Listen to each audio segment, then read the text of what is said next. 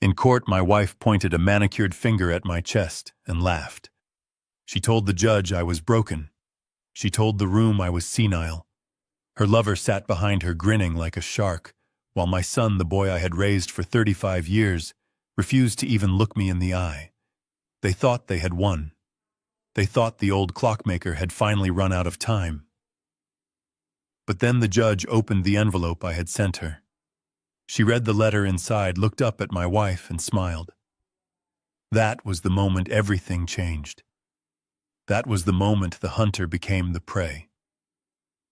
But before I tell you how I checkmated them all, let me take you back to the beginning. Back to the moment I almost died, not on the operating table, but in my own bedroom. If you have ever been betrayed by the people you loved the most, hit the like button and subscribe to the channel. Let me know in the comments where you are watching from. My name is Ben Carter, and this is my story. I floated in a dark, thick fog. My body felt like it was made of lead, weighed down by invisible anchors that pulled me deep into the mattress. I tried to lift my hand just an inch, but the signal from my brain got lost somewhere in my shoulder. Nothing moved. My eyelids felt like rusty garage doors sealed shut by sleep and the heavy residue of anesthesia.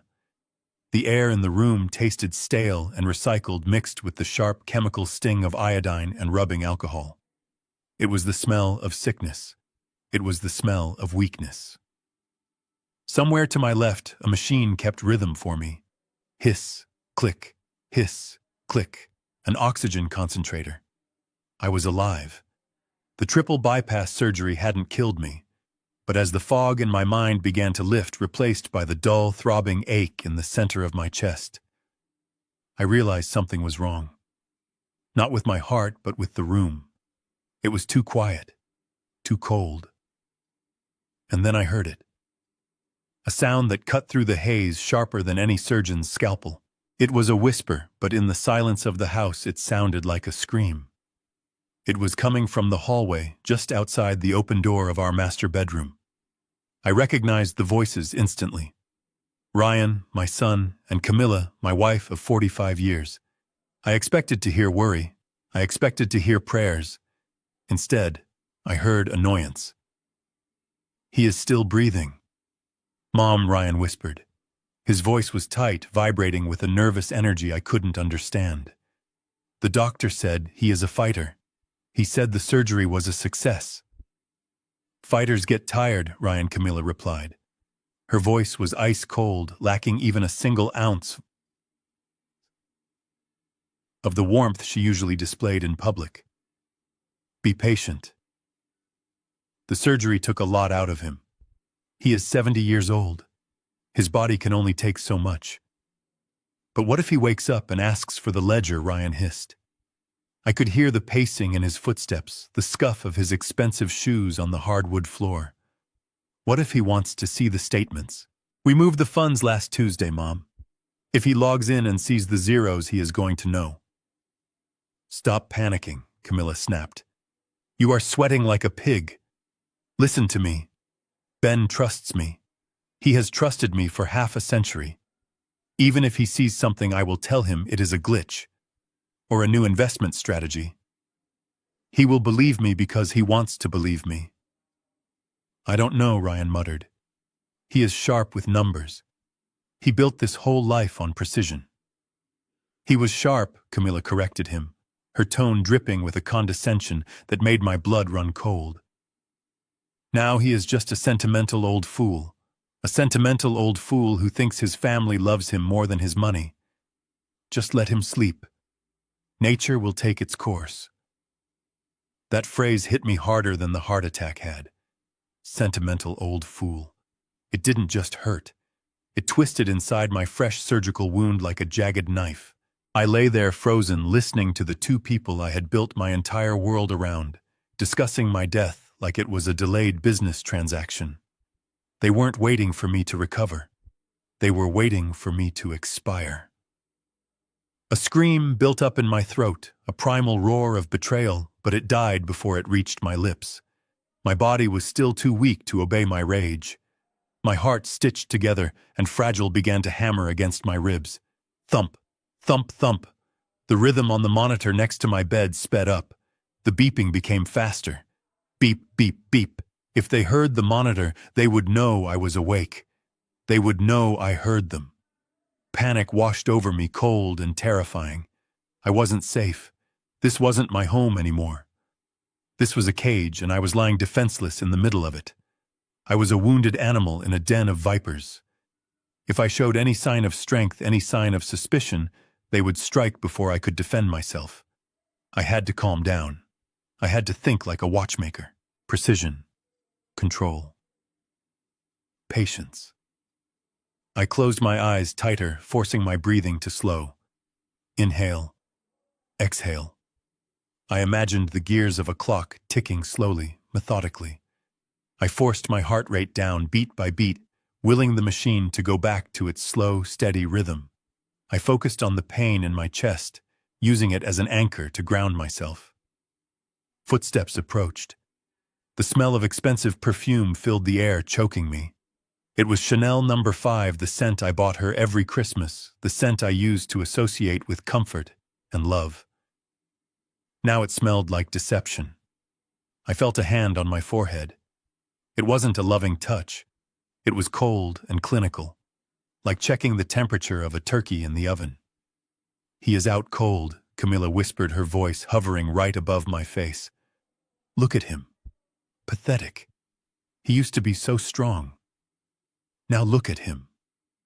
"Let's go," Ryan said from the doorway. "I can't stand the smell in here. It smells like death." They walked away. I heard their footsteps retreating down the hall, followed by the distant clatter of dishes in the kitchen. I lay in the darkness, tears leaking from the corners of my eyes, sliding hot and salty into my ears. I didn't wipe them away. I couldn't move my arms yet. But in that darkness, the sentimental old fool died. And something else woke up. Something colder. Something harder. They thought I was broken. They thought I was finished. But they forgot one thing. I was a man who fixed broken things for a living, and I was about to fix this family once and for all. The silence that followed the shattering glass was heavy and suffocating. I had deliberately swept the tumbler off the nightstand, watching it explode against the hardwood floor into 1,000 glistening shards. It was a desperate move, a summon, but it was the only weapon I had left in my arsenal. My body was screaming in protest. Every movement felt like tearing the fresh stitches that held my chest together. The room spun violently as I tried to anchor myself, my hand gripping the edge of the mattress until my knuckles turned white. I needed to see them. I needed to look into their eyes right now, while the echo of their betrayal was still ringing in my ears. I needed to see if they could look at me, the man who had given them everything, and lie without blinking. The pain in my sternum was a hot, jagged fire, but it was nothing compared to the ice spreading through my veins. I forced myself to take shallow, ragged breaths, preparing my mask. If they thought I was a fragile, confused old man, then that is exactly what I would give them. I let my shoulders slump, erasing the strength I had built up over 70 years of hard labor, and composed my face into a portrait of disorientation and fear. Footsteps thundered down the hallway. Not the slow, measured steps of concerned caregivers, but the frantic, annoyed scurrying of people whose secret meeting had been interrupted. The door flew open. Camilla was the first one through, her face flushed, her eyes wide. For a split second I saw the annoyance flaring in her pupils, the sharp calculation of a woman inconvenienced. But then, as if a director had yelled action, her expression softened into a mask of exaggerated terror. "Ben," she gasped, rushing to my side, her hands fluttering over me like nervous birds. "Oh my God, Ben, what happened? Are you all right? You scared me to death." I looked at her, really looked at her. I saw the fine lines around her eyes, that I used to kiss the mouth that had whispered promises of eternity. Now all I could see was a stranger wearing my wife's skin. I tried to reach for the water, I stammered, making my voice tremble more than necessary. "I was so thirsty, Camilla. I didn't mean to drop it. I'm sorry. I'm so clumsy." Ryan appeared in the doorway a second later.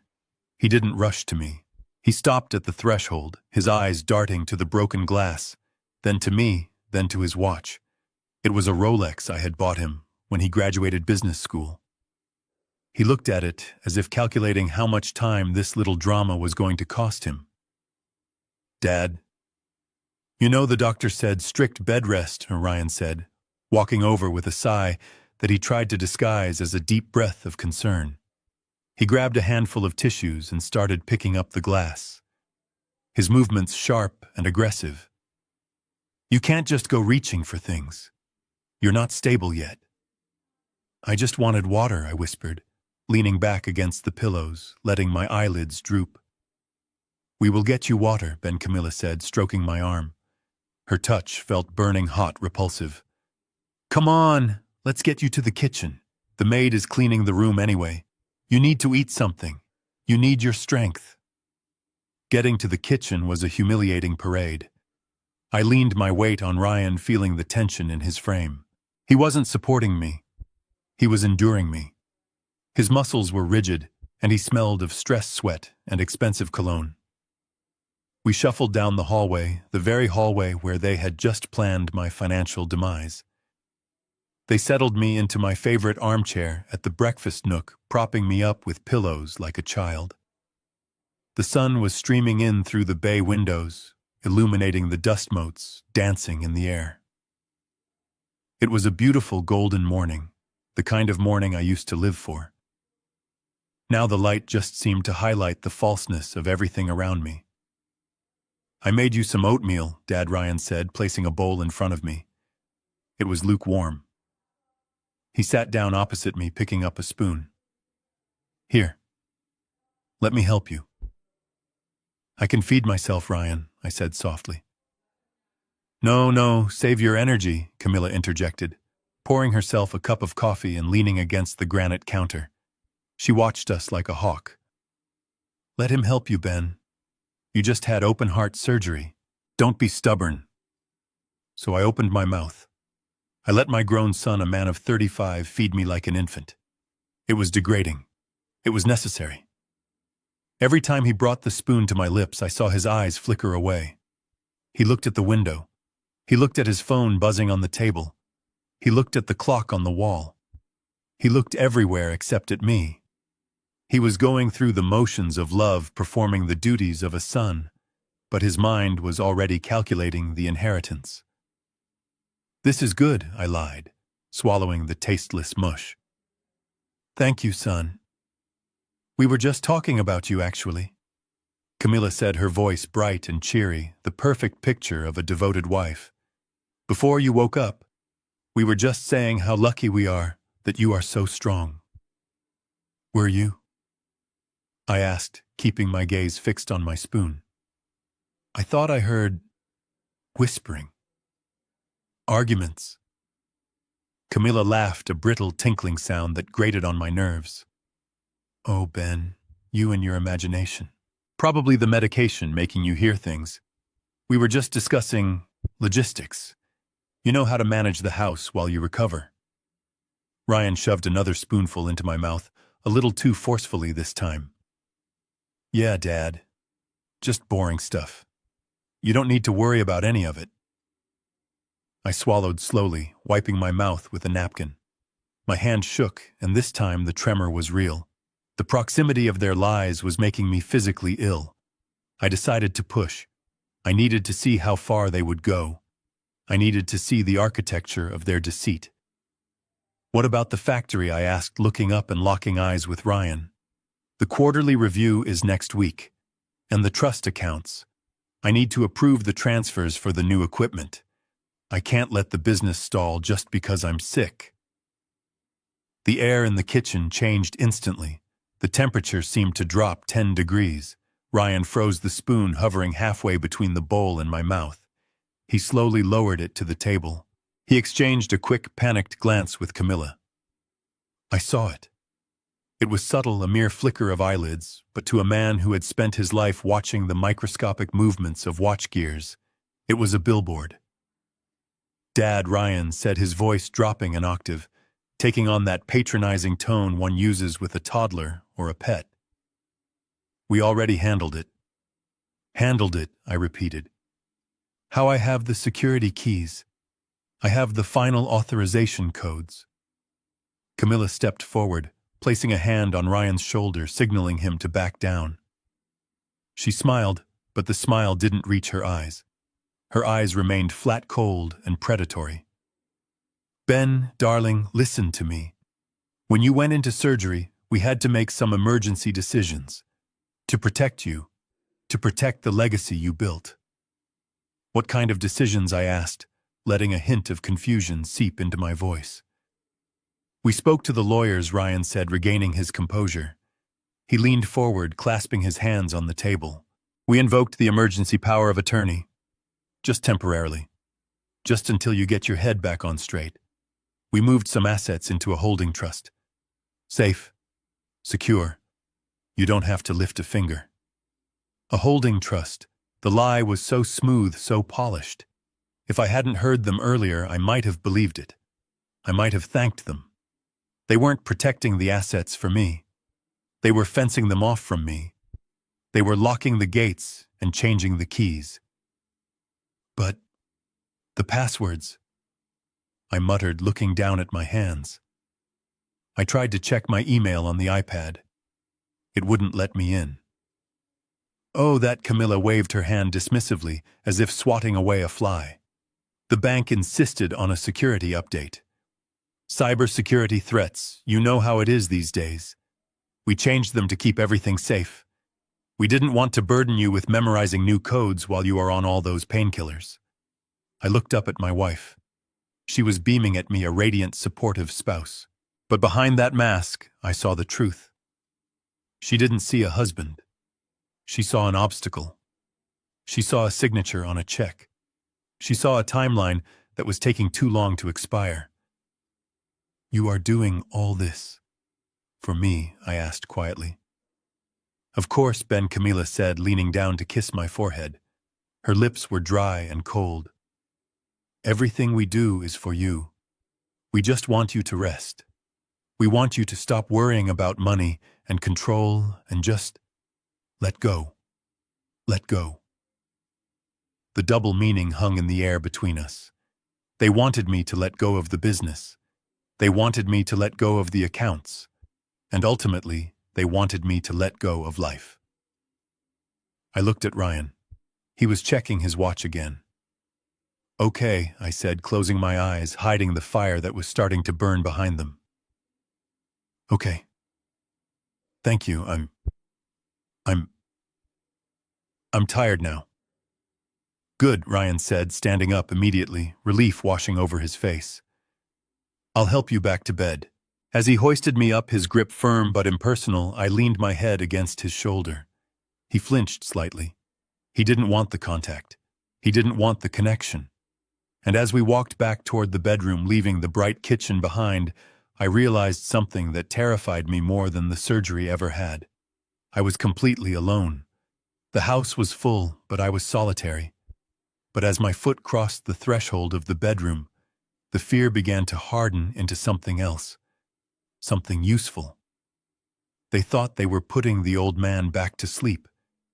They didn't realize they were waking up the master craftsman. They had taken my passwords. They had taken my keys. But they had forgotten the one thing I still had. My mind. And I was about to use it to dismantle their perfect little lie piece by piece. The iPad felt heavy in my hands, weighing far more than its few ounces of aluminum and glass should have. It felt like a stone tablet, a barrier between me and the empire I had built with my own 2 hands. My fingers, usually so steady when placing the microscopic gears of a tourbillon, were trembling uncontrollably. It was the aftermath of the anesthesia, yes, but it was also the adrenaline of fear. I tapped the blue banking icon. The screen flashed white, reflecting my pale, gaunt face back at me. I typed in the password I had used for 10 years. It was a combination of my first workshop address and the date I opened my first store. It was a part of me. I pressed enter. The little wheel spun for a second, mocking me before the text turned red. Incorrect password. My heart skipped a beat. I took a deep breath, forcing my hand to steady itself against the duvet. I must have mistyped it. My fingers were clumsy. I tried again, slower this time, hunting and pecking each character with agonizing precision. I checked the caps lock. I checked the numbers. Enter. Incorrect password. Please try again. A cold sweat broke out on my forehead. This wasn't a mistake. This wasn't a glitch. I tried a third time, my breathing becoming shallow and ragged. I tried the backup password, the one I used for the emergency reserve accounts. Account locked. Too many failed attempts. Please contact the administrator. Administrator. I was the administrator. I was the owner. I was the founder. But sitting there in my pajamas, with tubes still taped to my arm, I was nothing more than an unauthorized user. A ghost in my own machine. The screen went dark and I saw my reflection again. I looked small. I looked powerless. They hadn't just changed the locks on the doors. They had changed the locks on my life. I felt a wave of nausea that had nothing to do with my heart, and everything to do with the realization that I was being erased. I was being digitally evicted from my own existence. I tapped the screen frantically, hoping for a different result, hoping for a miracle. But the cold glass just stared back at me, indifferent and shut tight. I was trapped in this room, cut off from my resources, cut off from my allies, and completely at the mercy of the people who wanted me gone. The door handle turned, and I shoved the iPad under the heavy duvet just as Camilla breezed back into the room. She was carrying a fresh pitcher of water, her face arranged in that perfect porcelain mask of concern. But I noticed something different this time. She had changed. She was no longer wearing the comfortable house clothes she had on earlier. She was wearing a silk blouse and pearl earrings, and she had reapplied her lipstick. "You should be sleeping, Ben," she scolded gently, setting the pitcher down on the nightstand. She reached out and smoothed the blanket, her hand brushing right over the hidden iPad. I held my breath. "Why are you awake? You need to let your body heal. I couldn't sleep." I rasped my voice, sounding more pathetic than I intended. "I just wanted to check the news." "No news," she said firmly, shaking her head as if talking to a naughty child.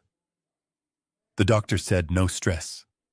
The world will keep turning without you watching it, Ben. Just rest." She picked up her phone from the dresser where she had left it charging. As she lifted it, the screen lit up with a notification. It was facing me.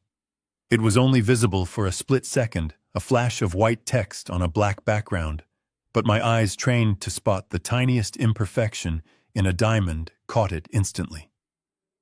"Still on for tonight." Monsieur Camilla looked at the message, and for a fleeting moment, a small, secretive smile played on her lips. It was a smile of anticipation, a smile of desire. It was a smile I hadn't seen directed at me in 20 years. She quickly swiped the notification away and shoved the phone into her pocket, turning back to me with dead flat eyes.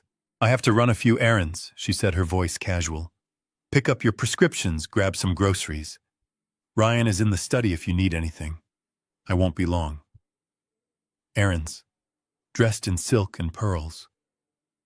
I nodded, closing my eyes to hide the disgust that I knew was burning in them. "Okay," I whispered. "Drive safe." As soon as the door clicked shut, I waited. I counted to 60, listening to the click-clack of her heels fading down the hallway, then the heavy thud of the front door closing. Then the roar of her Mercedes engine starting up and pulling away. I didn't reach for the iPad again. That door was closed. I needed a window. I threw the covers off, swinging my legs over the side of the bed. The pain in my chest roared a hot, tearing sensation, but I gritted my teeth and pushed through it. I stood up, swaying like a drunkard, and shuffled over to the small writing desk in the corner of the room. This was where the maid piled the mail that she didn't think was important enough to bring to the study. Junk mail, flyers, coupons, and the secondary bills. Camilla was meticulous about the main accounts, the ones with the millions. She scrubbed those clean. But she was arrogant. And arrogance makes people sloppy with the small details. She didn't think I would check the mail. She didn't think I could even get out of bed to check the mail. I rifled through the stack with trembling hands. Pizza coupons, a catalog for garden furniture, a charity solicitation. And then buried at the bottom a thin white envelope. The statement for the Platinum Rewards Visa. This was a card we rarely used. It was for emergencies or for travel incidentals. I tore the envelope open, my breath catching in my throat. I unfolded the paper, my eyes scanning the list of transactions. Most of it was mundane. Gas, pharmacy, and then near the bottom, the date jumped out at me. Tuesday, October 14th. I froze. Tuesday. That was the night before my surgery. That was the night I was in the hospital, hooked up to monitors, terrified that I wouldn't wake up. I remembered that night vividly. Camilla had come to my bedside, holding my hand, tears in her eyes. She told me she couldn't stay late because she had to go to the church. She said she was going to a special prayer vigil for me. She said she was going to spend the night on her knees, begging God to save my life. I had been so touched. I had cried. I had told her she was an angel. I looked at the statement. October 14th. Le Mirage. $452. Le Mirage. The most expensive French restaurant in the city. A place of candlelight, romantic music, and intimate booths. A place where you went to celebrate, not to pray. I stared at the number until it blurred. $452. That wasn't a meal for one. That was a feast for two. Wine, appetizers, entrees, dessert. While I was lying in a hospital gown, shivering with fear, wondering if I would ever see the sun again, my wife was eating foie gras and drinking vintage Cabernet. She wasn't on her knees praying for my salvation. She was raising a glass to my impending death. A sound escaped my throat, a low, guttural growl that sounded like it came from a wounded animal. The paper crumpled in my fist. The betrayal wasn't just about the money. It wasn't just about the lies. It was about the cruelty. The absolute heartless cruelty of using God and prayer as an alibi for a date night with her lover. She had looked me in the eye, touched my dying face, and lied with the ease of a sociopath. The anger that flooded my system was unlike anything I had ever felt. It wasn't hot and explosive. It was cold. It was clarifying. It burned away the last remnants of the anesthesia. It burned away the fear. It burned away the love I still held for her. I smoothed the paper out on the desk. This was it. This was the loose thread. They thought they had woven a perfect tapestry of lies. But here it was, the first crack in the facade. A $452 dinner receipt. I folded the paper carefully, tucking it into the pocket of my pajama bottoms. It was a small piece of paper, but it was heavy. It was the weight of the truth. I looked at the clock on the wall. I had time. Ryan was downstairs, probably watching sports or looking at real estate listings for houses he would buy with my money. Camilla was out with M. I was alone, but I wasn't helpless. I looked at the old grandfather clock standing in the corner of the room, ticking steadily. They thought I was a broken old man. But they forgot one thing. Broken clocks can be fixed. And sometimes when you fix them, you can set the time to whatever you want. And right now, it was time for war. I turned away from the desk and looked toward the door. I needed more. This receipt was a start, but it wasn't a weapon. I needed a weapon, and I knew exactly where to build one.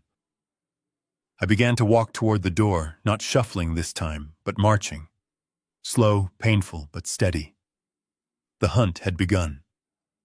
The garage door clicked shut behind me, sealing off the sterile, suffocating atmosphere of the house.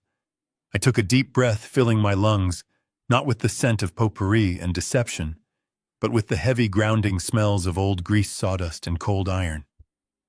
This was my sanctuary. This was the one room in the mansion that Camilla rarely entered, calling it a filthy dungeon that ruined the aesthetic of her perfect home. To me, it was a cathedral. The afternoon sun sliced through the high, dusty windows, illuminating millions of dancing motes that hung in the air like suspended gold dust. My workbench stood in the center, a heavy slab of scarred oak that I had salvaged from a factory 50 years ago. It was covered in a chaotic yet organized layer of tools, calipers, screwdrivers, and spools of copper wire. I walked over to the bench, my footsteps echoing on the concrete floor. The pain in my chest was still there, a dull throb reminding me of my mortality. But here, surrounded by my machines, it felt manageable. I ran my hand over the cold metal of my lathe. It was solid. It was real. Unlike the smiles of my wife or the concern of my son, these machines did not lie. If you treated them with respect, they worked. If you neglected them, they broke. It was a simple, honest relationship, the kind I had been starving for without even realizing it. I felt a shift happen inside me. The trembling in my legs seemed to steady. The fog in my brain lingering from the medication, and the shock began to clear, blown away by the familiarity of this space. I wasn't Ben the patient here. I wasn't Ben the victim. I was Benjamin Carter, master craftsman, and I had work to do. I moved to the shelf where the rejects lived. There, gathering dust, sat the object of my mission. It was a 19th century French mantel clock, a heavy ornate piece made of bronze and mahogany. It was topped with a magnificent eagle, its wings spread wide in a display of power, its beak open in a silent scream. Camilla had banished it from the living room years ago, calling it grotesque and old-fashioned. I lifted it down. It was heavy, maybe 20 pounds, but I didn't feel the weight. I felt the purpose. I carried it to the workbench and cleared a space, sweeping away a pile of schematics with my forearm. I sat down on my stool, the leather creaking under my weight, and turned on the magnifying lamp. The bright circular light flooded the clock, revealing every scratch, every speck of dust, every imperfection. I reached for my set of precision screwdrivers. As my fingers curled around the familiar rubber grip of the smallest driver, something miraculous happened. The shaking stopped. The tremors that had plagued me in the bedroom, the weakness that made me spill the water, vanished. My hands remembered. They remembered 50 years of manipulating gears smaller than a grain of rice. They remembered the tension of a mainspring and the delicate balance of a pallet fork. I was no longer an old man. I was a surgeon of time. I began to disassemble the clock with a fluidity that bordered on aggressive. I removed the back panel, exposing the brass movement inside. It was a beautiful, complex heart, silent for years, waiting to be restarted. But I wasn't here to fix the time. I was here to record it. I carefully removed the suspension spring and the pendulum, setting them aside on a velvet cloth. Then I turned my attention to the eagle on top. The casting was hollow, a perfect hiding spot. I picked up the tiny spy camera I had purchased months ago for a security project I never finished. It was a black cube, no larger than a sugar cube, with a pinhole lens. I brought the eagle closer to the light. The eyes were deep-set, painted black. With a micro drill, I carefully bored a hole through the left eye of the eagle. The metal curled away in tiny golden ribbons. I worked slowly, holding my breath, my hand as steady as a rock. One slip and I would ruin the casting. One slip and the trap would be obvious. I blew the dust away. Perfect. A tiny tunnel through the bronze, invisible unless you were looking for it with a magnifying glass. I inserted the camera from the inside of the casting. It fit snugly. I secured it with a dab of industrial epoxy, the smell of the glue sharp and pungent. Now for the power. I couldn't run a wire to the wall. Camilla would see it instantly. I had to make it self-sufficient. I took a high-capacity lithium battery pack, flat and rectangular, and mounted it inside the wooden base of the clock, tucking it behind the main gear train. I stripped the wires with my teeth, the taste of plastic familiar and comforting, and soldered them to the camera leads. The solder smoked a thin gray plume rising into the light. I watched the silver liquid cool and harden, sealing the connection. I pulled out my phone and opened the app associated with the camera. I waited. The screen flickered, and then there it was, a crystal-clear, wide-angle view of my workshop seen from the perspective of the eagle. I moved my hand in front of the lens. The image on the phone moved instantly. The audio feed picked up the sound of my own breathing. It was working. I had turned a piece of forgotten junk into a high-tech surveillance device. I reassembled the clock, putting every screw back in its place, polishing the mahogany case until it gleamed. I wound the mainspring. The clock began to tick. Tock, tock, tock. A steady rhythmic heartbeat. It was alive, and it was watching. I stood up, lifting the clock into my arms. It felt different now. It wasn't just metal and wood anymore. It was a witness. I walked out of the garage, the bright sunlight blinding me for a moment, and made my way back into the house. I walked straight to the living room. The house was quiet. Ryan must have gone out. I placed the clock on the center of the mantelpiece, directly facing the large leather sofa, where Camilla liked to hold court. I adjusted the angle slightly, ensuring the eagle's eye had a perfect view of the entire room. "Well, look who is up and about," a voice sneered from the doorway. I turned slowly. Camilla was standing there holding a shopping bag from a high-end boutique. She looked at the clock, her lip curling in disgust.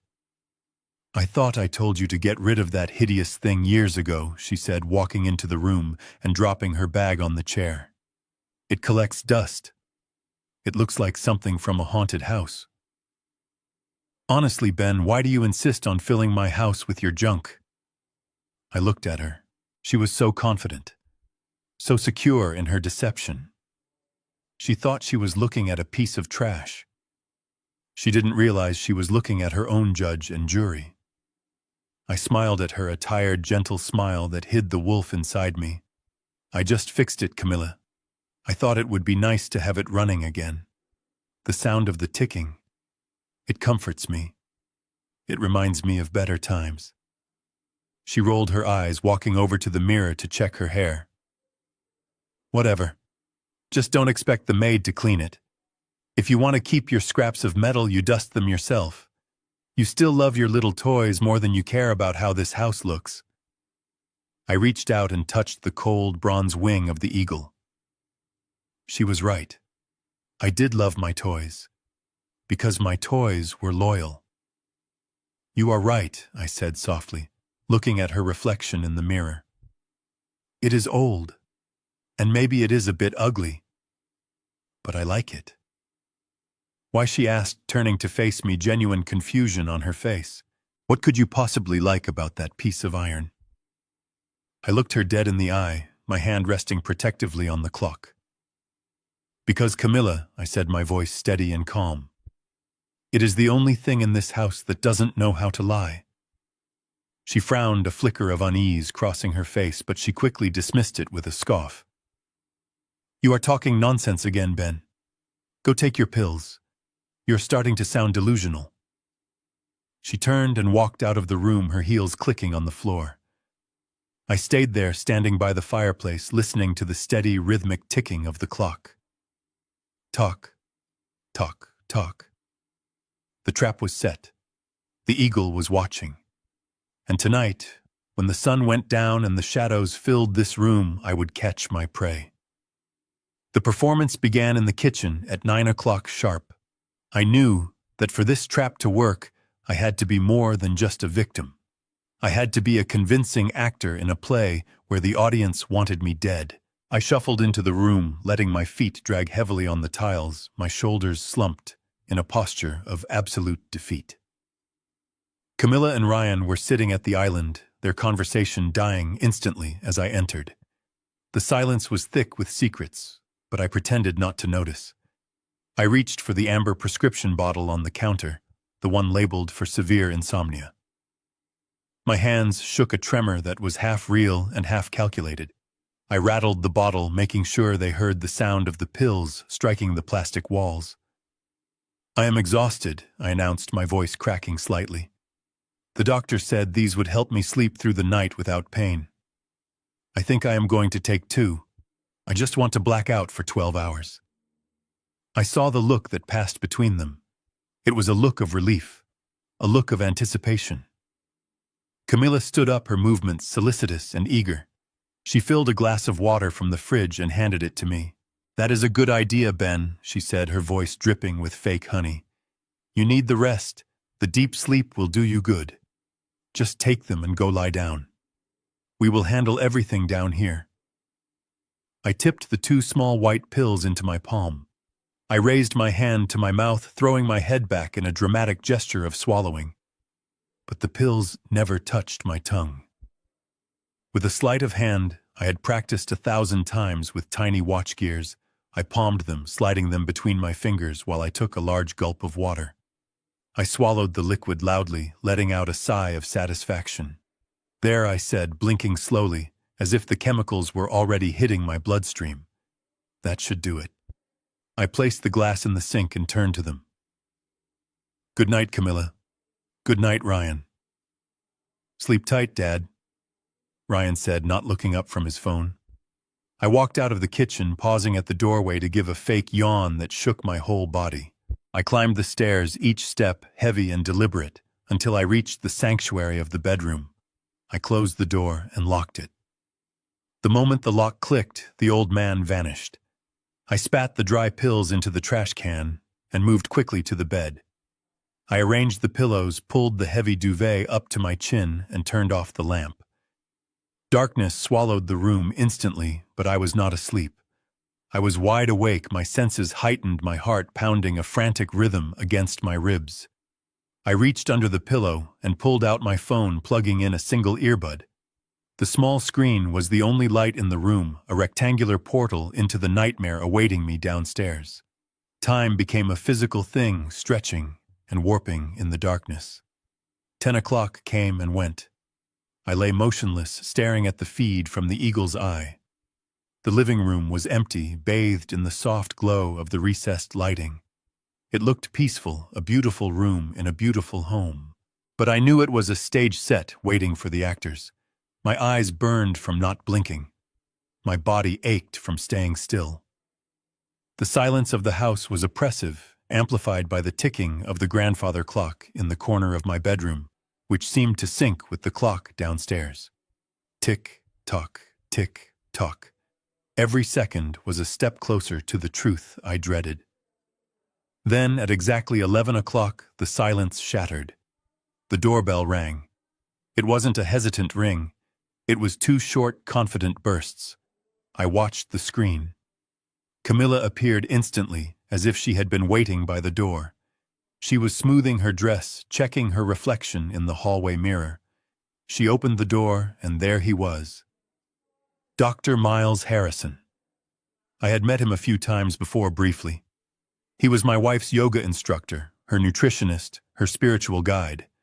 Now, seeing him through the unblinking eye of the hidden camera, I saw him for what he really was. He was younger than me by 10 years, fit with the kind of tan that comes from leisure, not labor.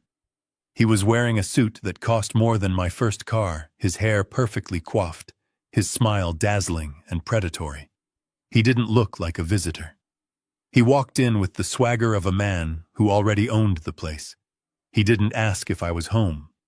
He didn't ask how I was doing. He simply stepped across the threshold and pulled my wife into his arms. The camera had a high-definition lens, and the image was crystal clear. I watched paralyzed as Miles kissed my wife. It wasn't a friendly greeting. It was hungry, possessive, and practiced. Camilla melted into him, her hands gripping the lapels of his expensive jacket. It was a scene from a romance movie playing out on the screen of my phone while I lay a few floors above them, watching my life disintegrate. "Is he out?" Miles asked, pulling back just enough to speak. His voice came through the earbud clear as a bell. "He took 2 sleeping pills." Camilla laughed, a low, throaty sound I hadn't heard in years. "He is out like a light. He won't wake up if a bomb goes off." Good Miles grinned, showing perfect white teeth. I hate whispering. They walked into the living room hand in hand. They moved towards the large leather sofa. My sofa. The sofa where I sat to read the paper on Sundays. The sofa where I had nursed my heart condition. They sat down not on separate cushions but tangled together. Miles put his feet up on the coffee table, his shoes resting on the book of antique watch movements I had left there. The disrespect was so casual, so effortless, that it felt like a physical slap. So Miles said, running his hand along Camilla's arm, "Did you do it? Did you access the main accounts?" Camilla nodded, reaching for a glass of wine she must have poured earlier. "I initiated the transfer this afternoon. The lawyers are drafting the trust documents as we speak. We are moving the liquid assets to the offshore shell company. By the time he realizes what is happening, the accounts will be empty." And the factory Miles asked, his eyes gleaming with greed. "Ryan is handling the board," she replied, taking a sip of wine. "He is going to declare Ben mentally incompetent due to post-operative cognitive decline. We have the medical reports ready to be doctored. Once the board votes him out, we sell the land to the developers." I lay in the dark, my hand stuffed into my mouth, biting down hard on my own knuckles. I bit until I tasted the metallic tang of blood. I had to stifle the scream building in my throat. I had to silence the sob that wanted to tear my chest open. Hearing it was different from suspecting it. Suspecting was a shadow. Hearing was a blade. They were discussing the dismantling of my life's work, the erasure of my identity between kisses and caresses. "Does he suspect anything?" Miles asked, nuzzling her neck. Camilla laughed again, throwing her head back. "Ben. Please. He is a sentimental old fool. He thinks I am nursing him back to health. He was crying this morning, Miles. Crying. Thanking me for taking care of him. It was pathetic. Pathetic." The word echoed in my earbud. Pathetic. I watched them on the screen, their bodies intertwining on my sofa, their laughter filling my living room. I felt tears streaming down my face, hot and fast, soaking the pillow. But beneath the grief, beneath the humiliation, the cold steel of my resolve was hardening. They thought I was asleep. They thought I was finished. But the camera was recording. Every word, every touch, every conspiracy. I kept watching, forcing myself not to look away, forcing myself to witness every second of their treachery. I would not sleep tonight. I would not rest. I would watch until I had enough poison to kill them both. The laughter died down, eventually replaced by the clinking of wine glasses and the rustle of fabric. On the small screen of my phone, I watched Miles shift his weight on the sofa. He looked uneasy. He swirled the red liquid in his glass, staring at the dark depths, as if looking for a way out of a trap he hadn't realized he had stepped into. Even in his arrogance, he seemed to sense a variable he couldn't control, a loose thread that could unravel their entire tapestry of deceit. "But what about the boy?" Miles asked, his voice losing some of its earlier bravado. "Ryan is on board now because of the money, sure. Greed is a powerful motivator. But when the push comes to shove, when we actually throw the old man out on the street or put him in a home, what then?" Camilla sighed, annoyed at having her celebration interrupted by logic. She kicked off her shoes and curled her legs under her. "What about him?"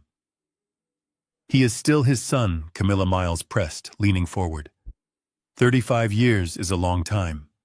There is a bond there. Biology aside, shared history matters. I have seen the way Ryan looks at him sometimes. There is guilt. If Ben begs him, if Ben plays the "I raised you" card, the kid might crack. And if he cracks, if he testifies that Ben is competent, we all go to jail for fraud. My heart gave a painful lurch in my chest. For a second, just a split second, a foolish, desperate hope ignited in the ashes of my soul. Maybe Miles was right. Maybe beneath the greed, beneath the coldness, and the entitlement, my son was still in there somewhere. Ryan, the boy. I taught to ride a bike without training wheels. Ryan, who used to call me his hero when I fixed his broken toys. Was it possible that he was just being manipulated by his mother? Was it possible that if I reached out to him, I really reached out, he would choose me? I held my breath, clutching the phone so hard my fingers ached, waiting for Camilla's answer, praying for a miracle. Camilla set her glass down on the coffee table with a sharp click that echoed through my earbud. She turned to Miles, her expression softening into something almost maternal but twisted and dark. She reached out and touched his cheek, stroking his jawline with her thumb. "Oh, Miles," she cooed. "You really don't get it, do you? You are worrying about a bond that doesn't exist. You are worrying about a ghost." "What do you mean?" Miles asked. "Ryan won't betray us," she said, her voice dropping to a conspiratorial whisper that the high-fidelity microphone picked up perfectly. "He won't betray us because he knows who his real family is. He knows who his real father is." Miles froze. I froze. The world seemed to stop spinning on its axis. The silence in the room was absolute, heavy with the weight of the incoming blow. "I told him last week," Camilla continued, a cruel, triumphant smile playing on her lips. "I told him the truth about the summer of 1989. I told him that while Ben was busy building his stupid workshop and obsessing over his machines, you and I were creating him. Ryan isn't Ben's son, Miles. He is yours." The air left the room. My lungs refused to inflate. I stared at the screen, my mind reeling, trying to process the enormity of the lie that had been my life. 35 years. Every birthday party. Every graduation. Every time I told him I was proud of him.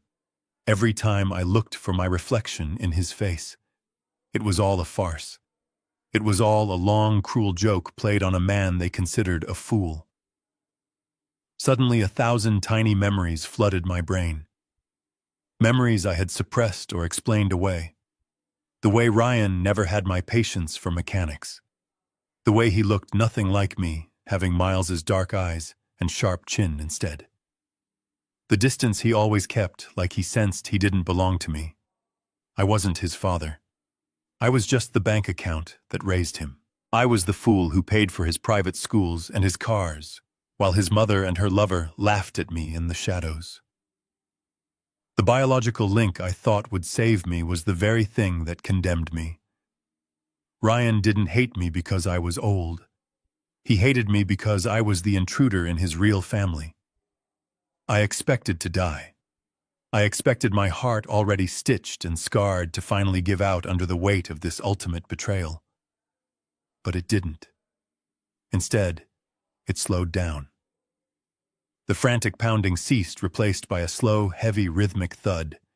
It was the beat of a funeral drum. It was the sound of something dying, but it wasn't me. It was my love for them. I looked at the screen one last time. Miles was staring at Camilla in shock, mouth open, and then slowly a grin spread across his face. A grin of victory, a grin of ownership. They had taken my money, my home, and now they had taken my past.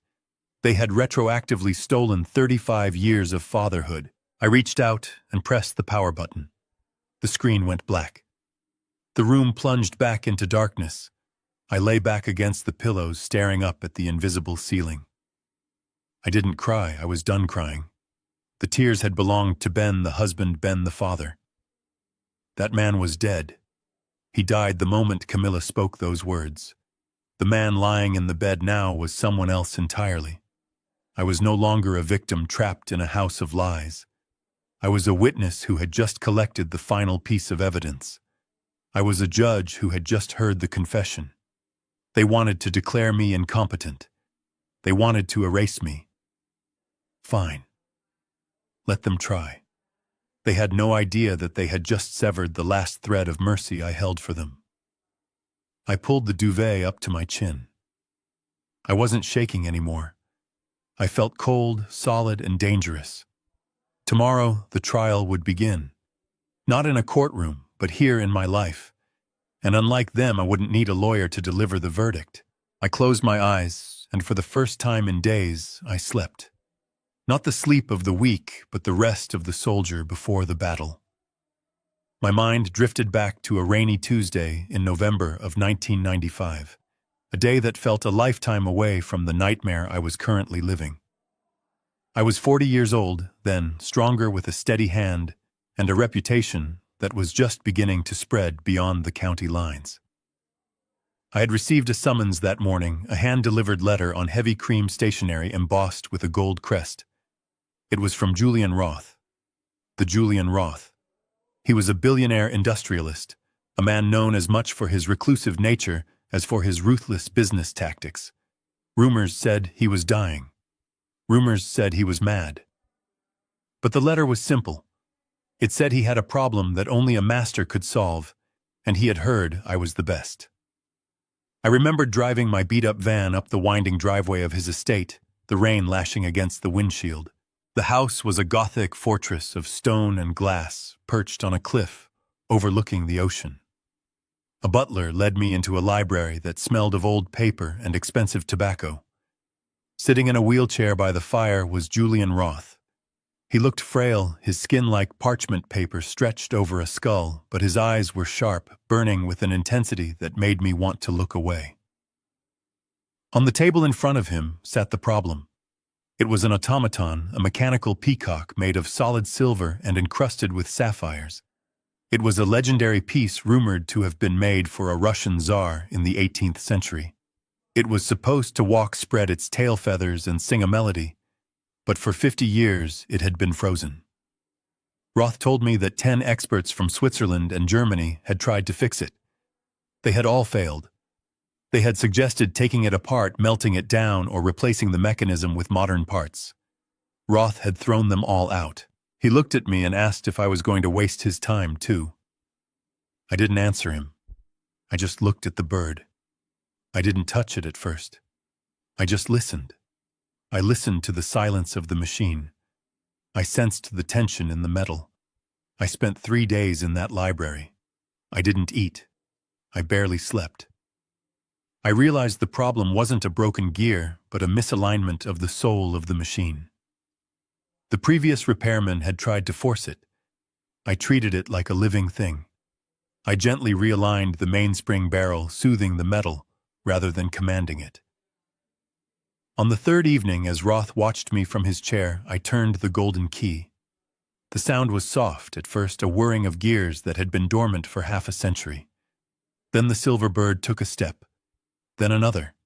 Its tail fanned out in a shimmering display of blue gems, and it opened its beak. A pure bell-like melody filled the room. It was magic.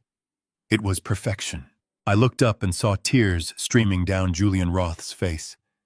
He didn't say a word.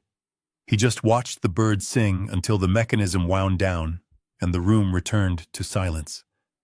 That night, Roth called me to his desk. He poured 2 glasses of brandy. He told me that I was a rare breed. He said that everyone in his life, his business partners, his associates, even his own family, only saw the surface.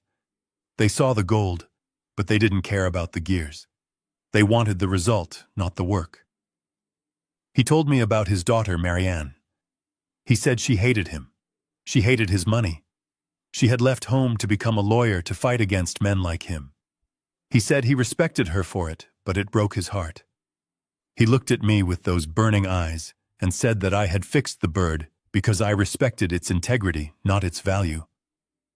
He opened a drawer and pulled out a thick manila envelope. He slid it across the mahogany desk. I tried to refuse. I told him I would send him a bill for my hours. He laughed, a dry, rasping sound. He told me to take it. He said that money is just fuel, and one day I might need to burn it to keep warm. Inside the envelope were bearer bonds, anonymous, untraceable, and a key to a safety deposit box in Geneva. He told me to keep it secret. He told me to keep it for a rainy day when the world tried to crush me. I took the envelope, thanked him, and left. I never saw him again. He died 2 weeks later. I snapped back to the present, the memory fading like smoke.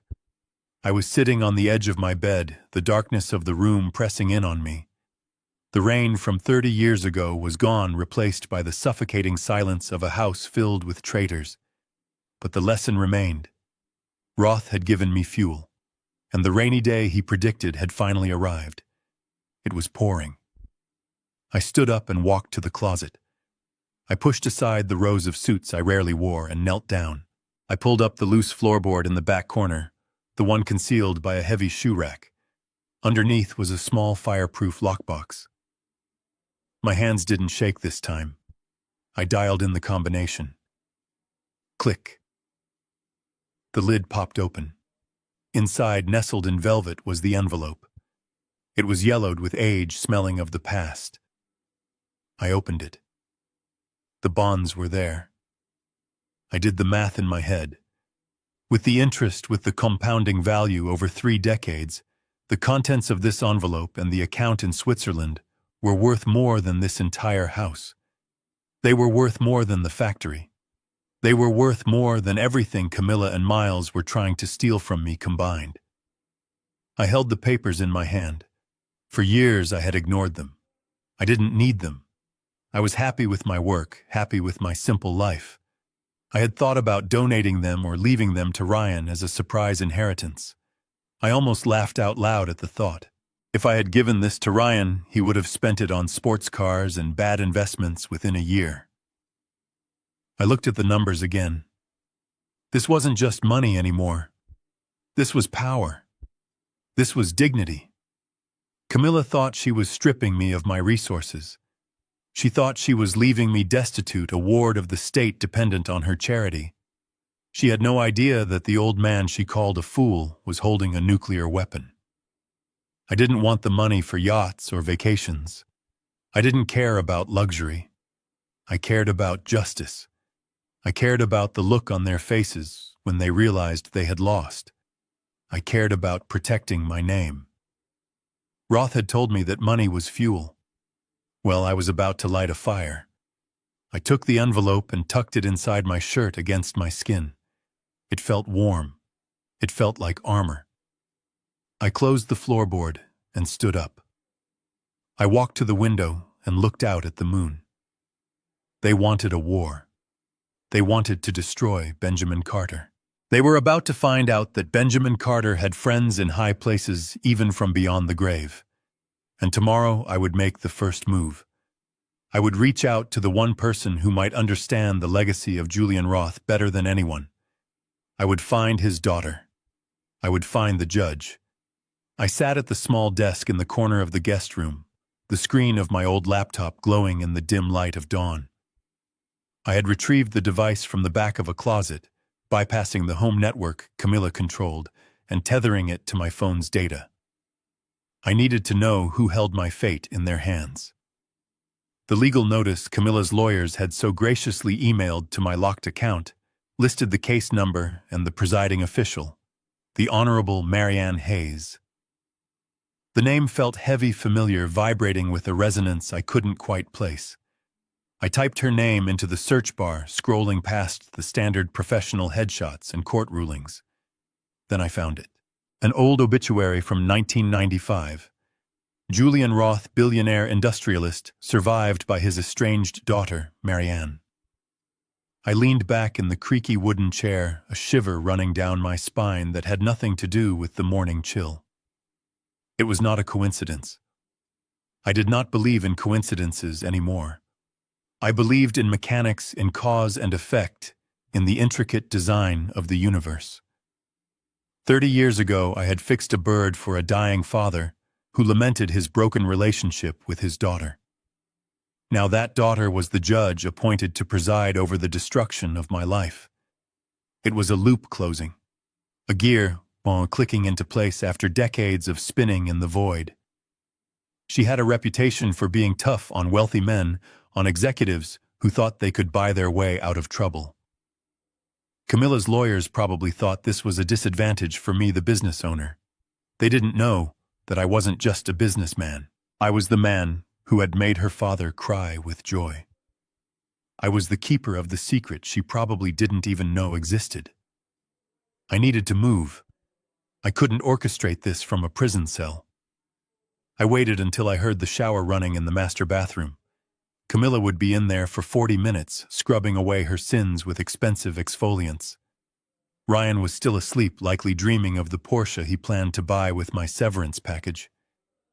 I dressed quickly in my oldest, most nondescript clothes, a pair of gray slacks and a worn cardigan. I slipped out the back door, bypassing the squeaky hinge I had been meaning to oil for months, and walked 3 blocks to the bus stop. I didn't take my car. The GPS would track me. I met Arthur Finch at a place called Sally's Diner on the edge of the industrial district. It was a place that smelled of burnt coffee, bacon grease, and honest labor. It was a place Camilla would rather die than enter. Finch was sitting in a corner booth, blending into the worn red vinyl like a piece of old furniture. He was 80 years old, with skin like crumpled parchment and eyes that missed nothing. He had been my personal attorney for 40 years, handling the small things, the real things, not the corporate fluff. He was the only other person on earth who knew about the Geneva account. I slid into the booth opposite him. He didn't say hello. He just pushed a mug of black coffee toward me and tapped the manila folder I had placed on the table. "You look like hell." Ben Finch croaked, his voice sounding like gravel in a mixer. "I feel like hell, Arthur," I replied, wrapping my hands around the warm mug. "They are moving fast. They want to declare me incompetent next week." Finch chuckled, a dry, rattling sound. "Let them." I looked at him, surprised. "Let them?" "Yes," he said, pulling a yellow legal pad from his briefcase. "If we stop them now, if we show our hand too early, they will just change tactics. They will settle. They will try to negotiate. You want to destroy them, don't you?" "I want them left with nothing," I said, my voice cold. "Just like they planned for me."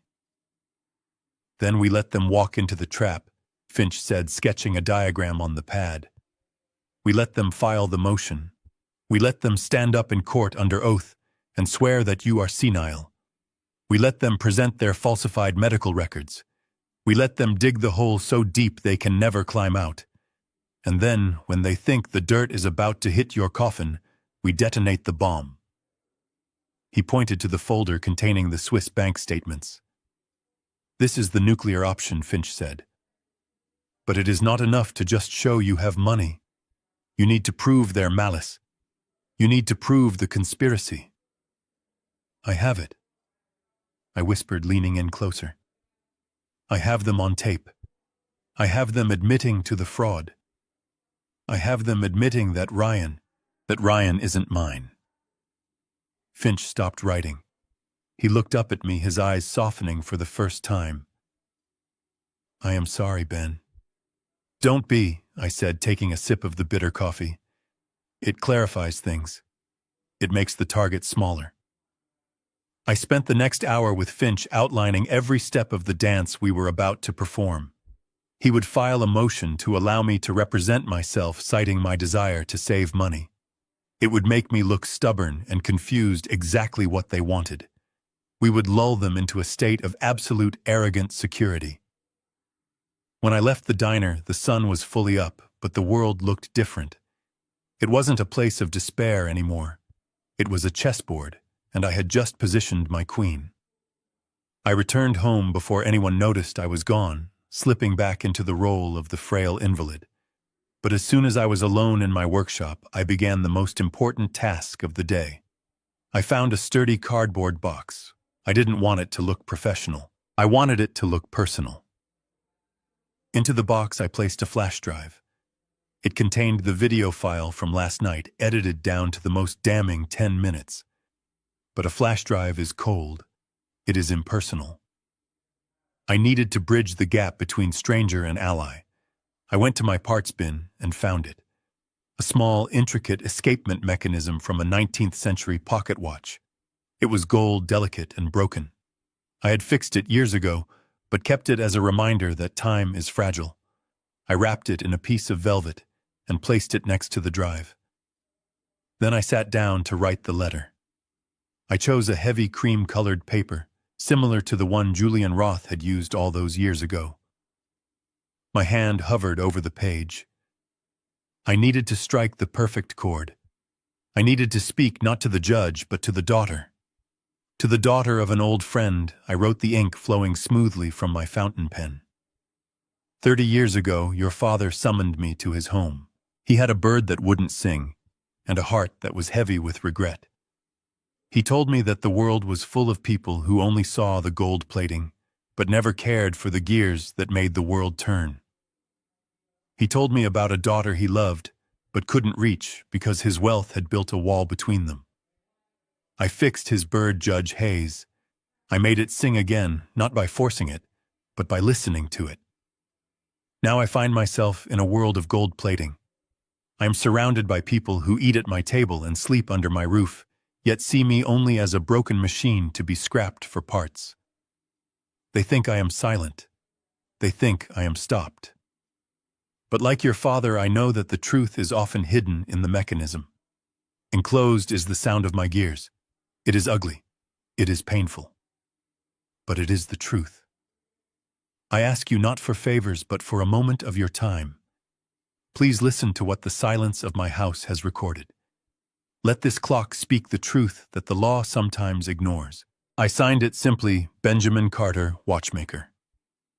I sealed the envelope with wax, pressing my thumb into the warm red pool to leave a print. It was primitive. It was real. I taped the box shut and addressed it to her private chambers, marking it personal and confidential. I would drop it in the mailbox on the corner during my afternoon shuffle around the block. As I held the package in my hands, I felt a strange sense of peace. The message was sent. The connection was made. Now all I had to do was wait for the gavel to fall. The morning of the hearing did not begin with a gavel or a judge. It began with an ambush in my own kitchen. The sun had barely crested the horizon, painting the sky in bruises of purple and gray, when I shuffled downstairs to find them waiting for me. The air in the room was thick, suffocating, charged with a predatory energy that made the hair on my arms stand up. On the granite island, where we used to bake cookies for Christmas, sat a stack of legal documents. They were thick, intimidating, and marked with colorful sticky notes indicating where I needed to sign. Camilla stood on one side, her arms crossed, wearing a sharp black suit that looked more appropriate for a funeral than a family breakfast. Ryan stood on the other, pacing back and forth like a caged tiger, his knuckles white as he gripped the edge of the counter.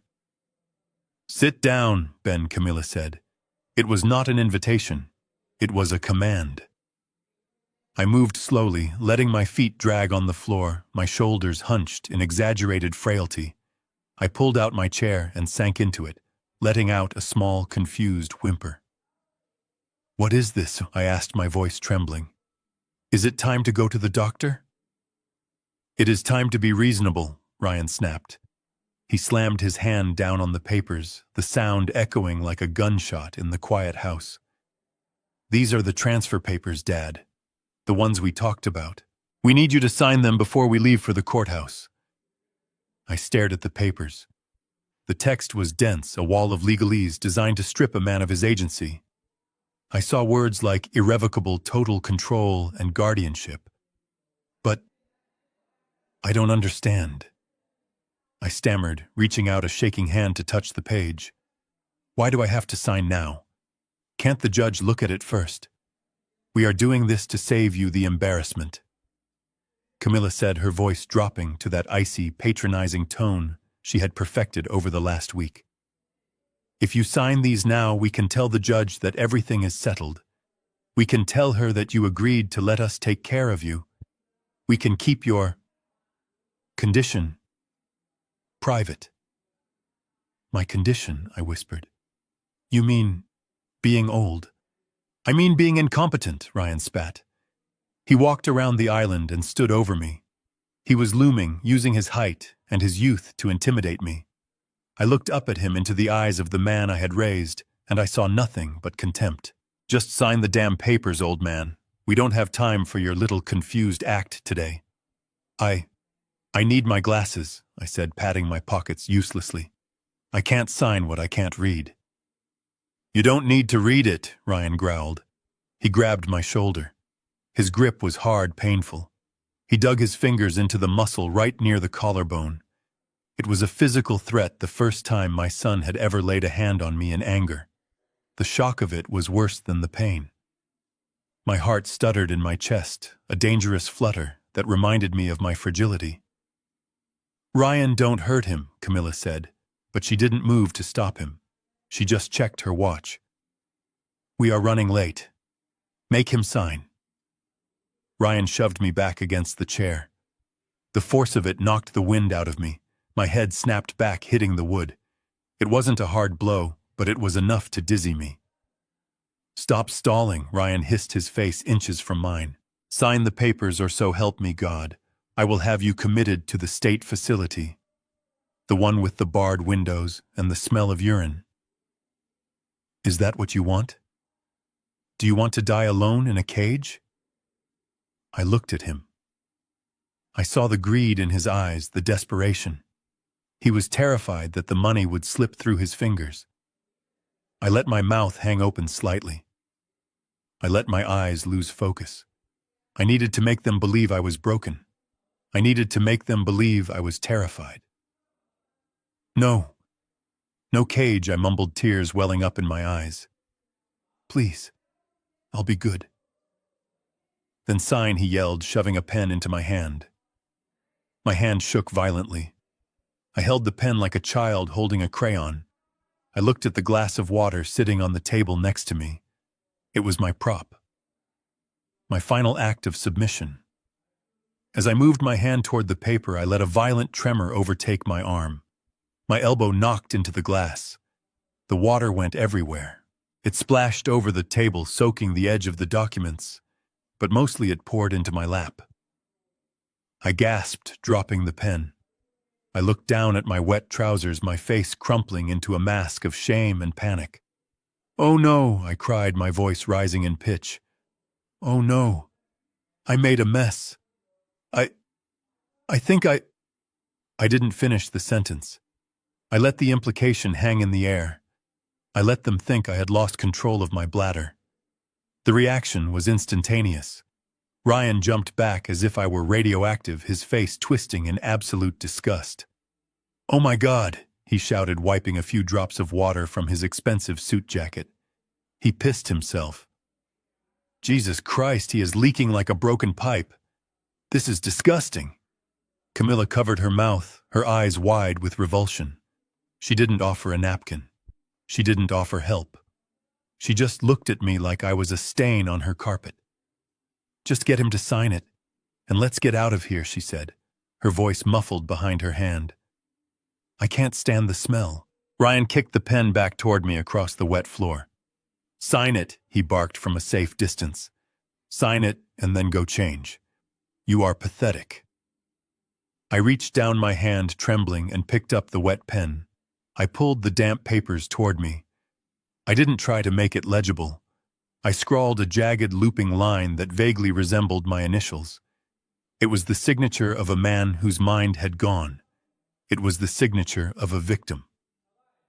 "There," I whispered, pushing the paper away. "I did it." Ryan snatched the papers up, checking to make sure the signature was on the line.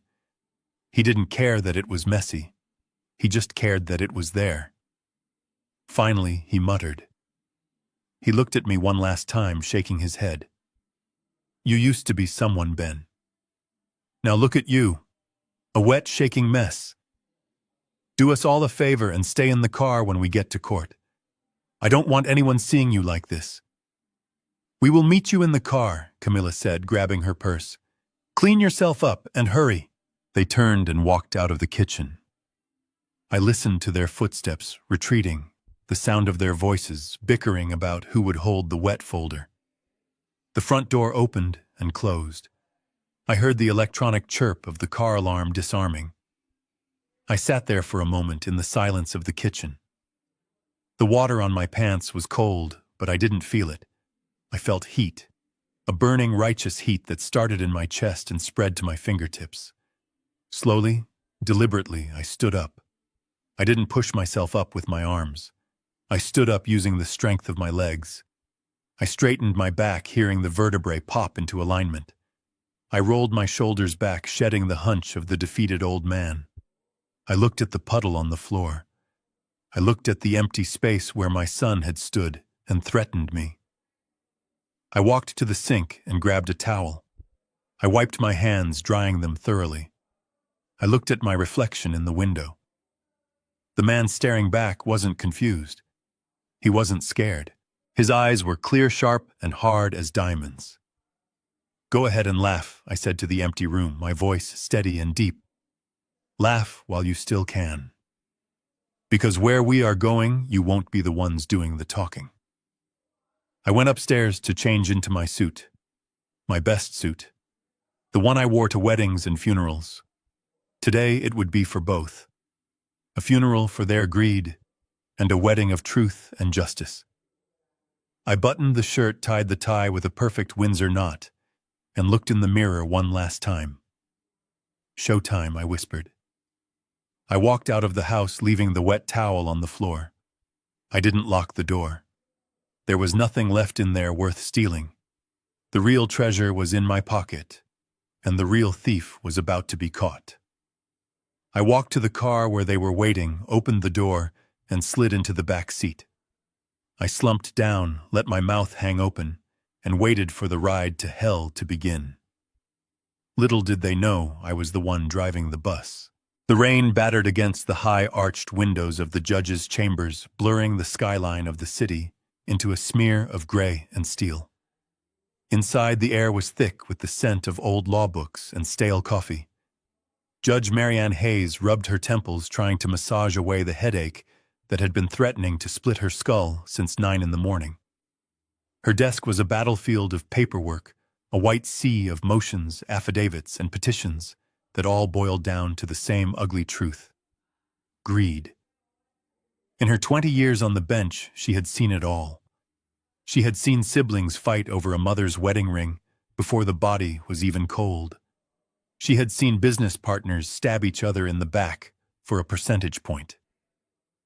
But the worst cases were always the families, the husbands and wives who turned love into a weapon, who used children as pawns and bank accounts as scoreboards.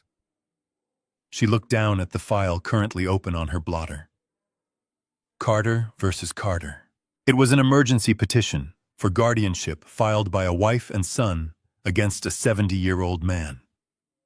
The allegations were standard: cognitive decline, paranoia, inability to manage finances. The medical report attached was signed by a doctor she vaguely recognized, a man known more for his high fees than his ethical standards. It all looked neat. It all looked proper. It looked like a loving family trying to protect a senile patriarch from hurting himself. But something about it tasted sour. Maybe it was the speed of the filing. Maybe it was the fact that the assets involved were substantial. Or maybe she was just tired of seeing old men discarded like broken furniture the moment they became inconvenient. Marianne sighed, reaching for her cold cup of coffee. She spun her chair around to look at the rain. She wondered if there was any justice left in the world, or if she was just a glorified accountant refereeing the distribution of spoils. The intercom on her desk buzzed, jarring her from her thoughts. Judge Hayes, her clerk's voice crackled through the speaker. "A courier just dropped off a package for you. It is marked personal and confidential." He said it couldn't wait. "Send it in," Marianne said, spinning back to face the room. Her clerk, a young woman named Sarah, walked in holding a brown cardboard box. It was small, taped shut with excessive care, and addressed in a handwriting that was elegant but shaky. It wasn't the sterile label of a law firm. It was handwritten. Marianne took the box, feeling its weight. It was light, but something rattled softly inside. She reached for her letter opener, a silver blade that had belonged to her father, and sliced through the tape. She opened the flaps. Inside, nestled in a bed of dark blue velvet, lay a tiny golden object. Marianne froze. She reached in and picked it up, her fingers brushing against the cold metal. It was an escapement mechanism from an antique pocket watch. A detent escapement, to be precise. It was broken, the delicate balance wheel bent at an unnatural angle. But she recognized it. Not this specific one, but the type. Her father, Julian Roth, had been obsessed with them. He used to say that a watch escapement was the heartbeat of the universe, the device that sliced eternity into manageable human seconds. She set the mechanism down on her blotter and picked up the letter beneath it. The paper was heavy cream-colored, the kind her father used to use for his most private correspondence. She began to read. To the daughter of an old friend. The words jumped off the page. As she read, on the headache behind her eyes began to fade, replaced by a tightness in her throat. The letter spoke of a mechanical bird, a silver peacock with sapphire eyes.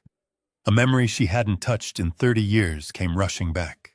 She was 10 years old, hiding behind the heavy oak doors of her father's library, watching a stranger work on the machine that no one else could fix. She remembered the music. She remembered her father, a man made of stone and iron, weeping silently as the bird sang. She remembered him telling her later that the man who fixed it was a wizard, a man who listened to the metal. This letter was from him. Benjamin Carter. The man in the file on her desk. The man her court was about to declare incompetent. She finished the letter, her heart pounding a slow, heavy rhythm. He wasn't asking for mercy. He was asking her to listen. She looked back into the box and saw the flash drive. It was modern plastic, ugly compared to the gold gear, but it held the answer. Marianne didn't hesitate. She plugged the drive into her secure laptop. A folder popped up, one video file. She put on her headphones, shutting out the sound of the rain, and pressed play. The image was grainy black and white, shot from a high angle. A living room. A man and a woman sitting on a sofa. Marianne recognized the woman from the case file photos. Camilla Carter. And the man was not Ben. She listened. For 10 minutes, she didn't move. She didn't blink. She heard the laughter. She heard the mockery. She heard the wife call her husband a sentimental old fool. She heard the plans to empty the offshore accounts. She heard the doctor, the lover, ask about the son. And then she heard the confession that made her blood turn to ice. Ryan isn't Ben's son, Miles. He is yours. Marianne tore the headphones off her ears as if they were burning her. She stood up, her chair scraping violently against the floorboards. The fury that rose in her chest wasn't professional indignation. It was personal. It was primal. She looked at the gold gear on her desk, then at the file of lies they had submitted to her court. They weren't just stealing his money. They were stealing his life.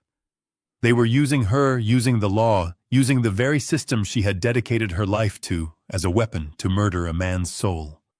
They thought she was a rubber stamp. They thought because Ben Carter was old, because he was quiet, that he was weak. They had no idea that he had just handed the judge the hammer and she was ready to swing it. She hit the intercom button so hard it nearly stuck. "Sarah, get in here. Now." The clerk appeared in the doorway seconds later, looking alarmed at the tone in the judge's voice. "Clear my afternoon docket," Marianne commanded, her voice low and dangerous. "But Judge, you have the merger hearings and—" "I said clear it," Marianne snapped, grabbing the Carter file. "And call the clerk of courts. I want the Carter hearing moved up. I want them in my courtroom in 1 hour. Tell them the judge has had a cancellation and wants to expedite the emergency petition. Tell them I want to settle this today." "But Judge, is everything all right?" Sarah asked, eyeing the open box on the desk. Marianne looked at the broken gear, then up at her clerk. Her eyes were hard, shining with a terrifying clarity. "Everything is fine, Sarah. I just realized that I have been looking at a broken clock all morning, and it is about time someone fixed it." She sat back down, smoothing the front of her robe. She picked up the flash drive and slipped it into her pocket. She wasn't just a judge anymore. She was the daughter of Julian Roth. And she was about to make sure that the bird sang one last time, loud enough to shatter the glass walls of their deception. Bring them in, she whispered to the empty room. Bring them all in. The heavy oak doors of courtroom 4B swung open with a groan that sounded like a tomb being unsealed. I walked in my steps, measured and slow, clutching the arm of Arthur Finch, not for support, but for show. The room smelled of floor wax, old paper, and the stale perspiration of 1,000 desperate people who had stood where I was standing. It was a cold room designed to intimidate, designed to make you feel small before the majesty of the law. But as I walked down the center aisle, I didn't feel small. I felt like a coiled spring.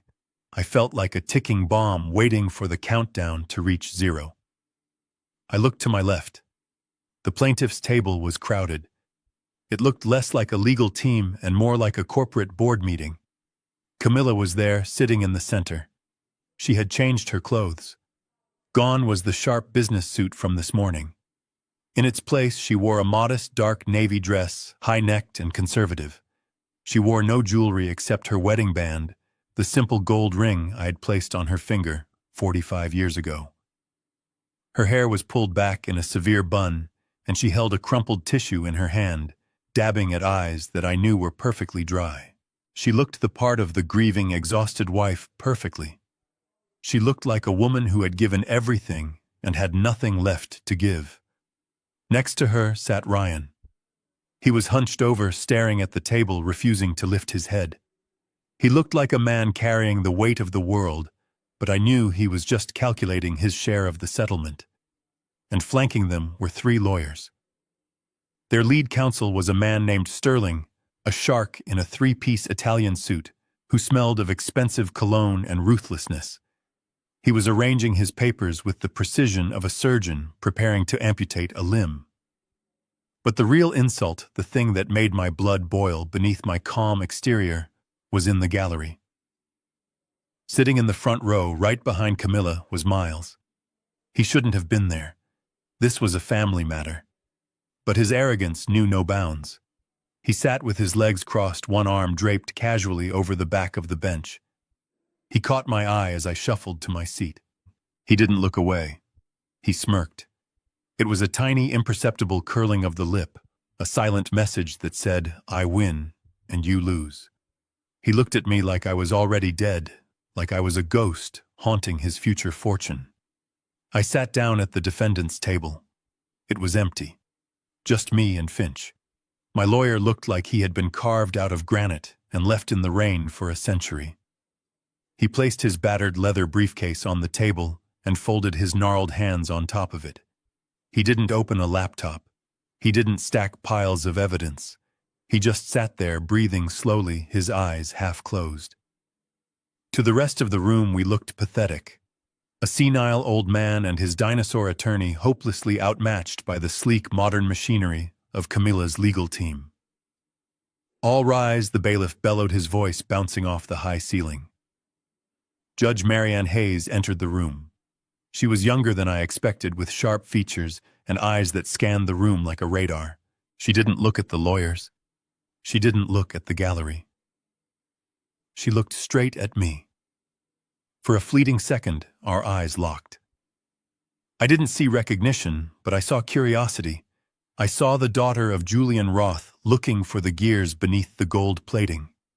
Then she sat down, the black robe settling around her shoulders, and the proceedings began. Mr. Sterling stood up first.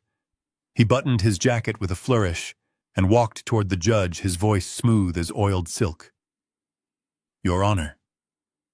He began, gesturing toward me with a look of profound pity. "We are here today with heavy hearts. This is not a case about money. This is not a case about property. This is a case about safety. It is a case about protecting a man who can no longer protect himself." He paused for effect, letting the silence hang in the air. "Benjamin Carter is a man who built an empire." Sterling continued, pacing back and forth. "But tragically, the mind that built that empire is failing. Following his recent heart surgery, Mr. Carter has exhibited severe cognitive decline. He is paranoid. He is confused, and most terrifying of all, Your Honor, he has become volatile. Volatile. The word hung in the air. I kept my face blank, my mouth slightly open, playing the part. But inside I was screaming. "We have evidence," Sterling went on, his voice dropping to a conspiratorial whisper, "that Mr. Carter has been spending recklessly. Large sums of money have vanished from household accounts. He forgets paying bills. He forgets where he is. But worse than the financial ruin is the physical danger. Just this morning, Your Honor, Mr. Carter became violent with his own son. He attacked Ryan Carter in a fit of confusion, and in his agitated state he lost control of his bodily functions." I heard a gasp from the gallery. Sterling turned and pointed a finger at me. "Look at him. Your Honor. He sits there in a suit, but beneath that facade is a man who is terrified and lost. We are asking the court to grant emergency guardianship to his wife, Camilla Carter, not to take his money, but to save his life, to ensure he gets the professional care he needs in a secure facility, rather than hurting himself or his loved ones in his own home." Sterling sat down, looking solemn. It was a masterclass in character assassination. He hadn't just called me old. He had painted me as a monster. A dangerous, leaking, violent monster that needed to be put in a cage. Then they called their first witness. Camilla took the stand. She walked slowly, holding the railing as if she were frail. She swore to tell the truth, the whole truth, and nothing but the truth, and I wondered if the Bible would burst into flames under her hand. Mrs. Carter, Sterling asked softly, "Tell the court about your husband's behavior since the surgery." Camilla took a deep breath, and a single perfect tear rolled down her cheek. She wiped it away with the tissue. "It has been a nightmare," she whispered, her voice trembling. "I love Ben. I have loved him for 45 years. But the man sitting at that table is not my husband. My husband was kind. He was sharp. This man, he stares at walls. He talks to people who aren't there. He hoards trash in the garage and calls it treasure." She looked at me, her eyes swimming with fake sorrow. Last night, she continued, her voice gaining strength. "He was wandering the house in the dark. He was muttering about enemies, about traps. I was scared, Your Honor. For the first time in my marriage, I locked the bedroom door because I was afraid of Ben. Lies, all lies. I sat there gripping the edge of the table, forcing myself not to stand up and shout. She was twisting my silence, my hobbies, my very existence into a narrative of madness. And this morning, Sterling pressed. This morning was the breaking point, Camilla sobbed. He didn't know who Ryan was. He started screaming. He fell down. He soiled himself in the kitchen. It broke my heart to see him like that. I just want him to be safe. I just want to make sure he doesn't hurt anyone. Please, Your Honor, help me help him." She stepped down, dabbing her eyes, looking for all the world like a saint burdened with a sinner. The courtroom was silent. I could feel the eyes of the stenographer, the bailiff, even the judge weighing heavily on me. They were looking at the old man who peed his pants. They were looking at the tragedy. Then came the final blow. Ryan took the stand. My son. The boy I had taught to shave. The boy I had bailed out of trouble in college. He sat in the witness box looking handsome and young and trustworthy. Ryan, Sterling asked, "Do you love your father?" Ryan looked at me. For a second I saw a flicker of shame in his eyes. But then he looked past me toward Miles in the gallery, and the shame vanished, replaced by cold resolve. "I do," Ryan said, his voice steady. "He was my hero growing up," was Sterling repeated. "And now..." Ryan sighed, shaking his head. "Now he is a danger. Dad isn't Dad anymore. When he grabbed me this morning, when I looked in his eyes, there was nothing there. No recognition. Just anger. He is gone, Your Honor. The father I knew is gone. And if we don't take control of the finances, if we don't take control of the company, he is going to burn it all down in his confusion. He needs to be in a home. It is the only way. Ryan looked at the judge, his face a mask of earnest concern. Please, Your Honor, don't let him destroy the legacy he built. Let us take the wheel before he drives off a cliff. He stepped down. The testimony was over. The picture they had painted was complete. I was a senile, violent, incontinent wreck who needed to be institutionalized for his own good. I looked at Camilla. She was holding Ryan's hand. Miles was grinning openly now. They had done it. They had executed the perfect coup. They had stripped me of my dignity in front of the law, and they had done it with tears in their eyes. I felt a hand on my arm. It was Finch. He didn't look at me. He just tapped his finger on the table once, twice. It was the signal. It was time. Judge Hayes looked at the paperwork in front of her. She looked at Camilla. She looked at Ryan. Then she turned her gaze to me. Mr. Carter, she said, her voice neutral. Your counsel has remained silent. Do you have anything to say in your defense before I rule on this petition? I stood up. I didn't use the table for support. I didn't shake. I buttoned my suit jacket, feeling the familiar weight of the fabric. I looked at Camilla, whose fake smile was faltering. I looked at Ryan, who was frowning. I looked at Miles, whose smirk was freezing on his face. Yes, Your Honor. I said, my voice clear and strong, filling the room without a microphone. I have quite a lot to say, and I believe my defense has already been delivered to your chambers. I saw Judge Hayes's eyes widen slightly. She reached into her pocket. She didn't pull out a gavel. She pulled out a small black flash drive. The room went deadly silent. The air pressure seemed to drop. The arrogance on the other side of the aisle began to crack, replaced by the first dawning realization that the old lion wasn't toothless after all. He was just waiting for them to get close enough to bite.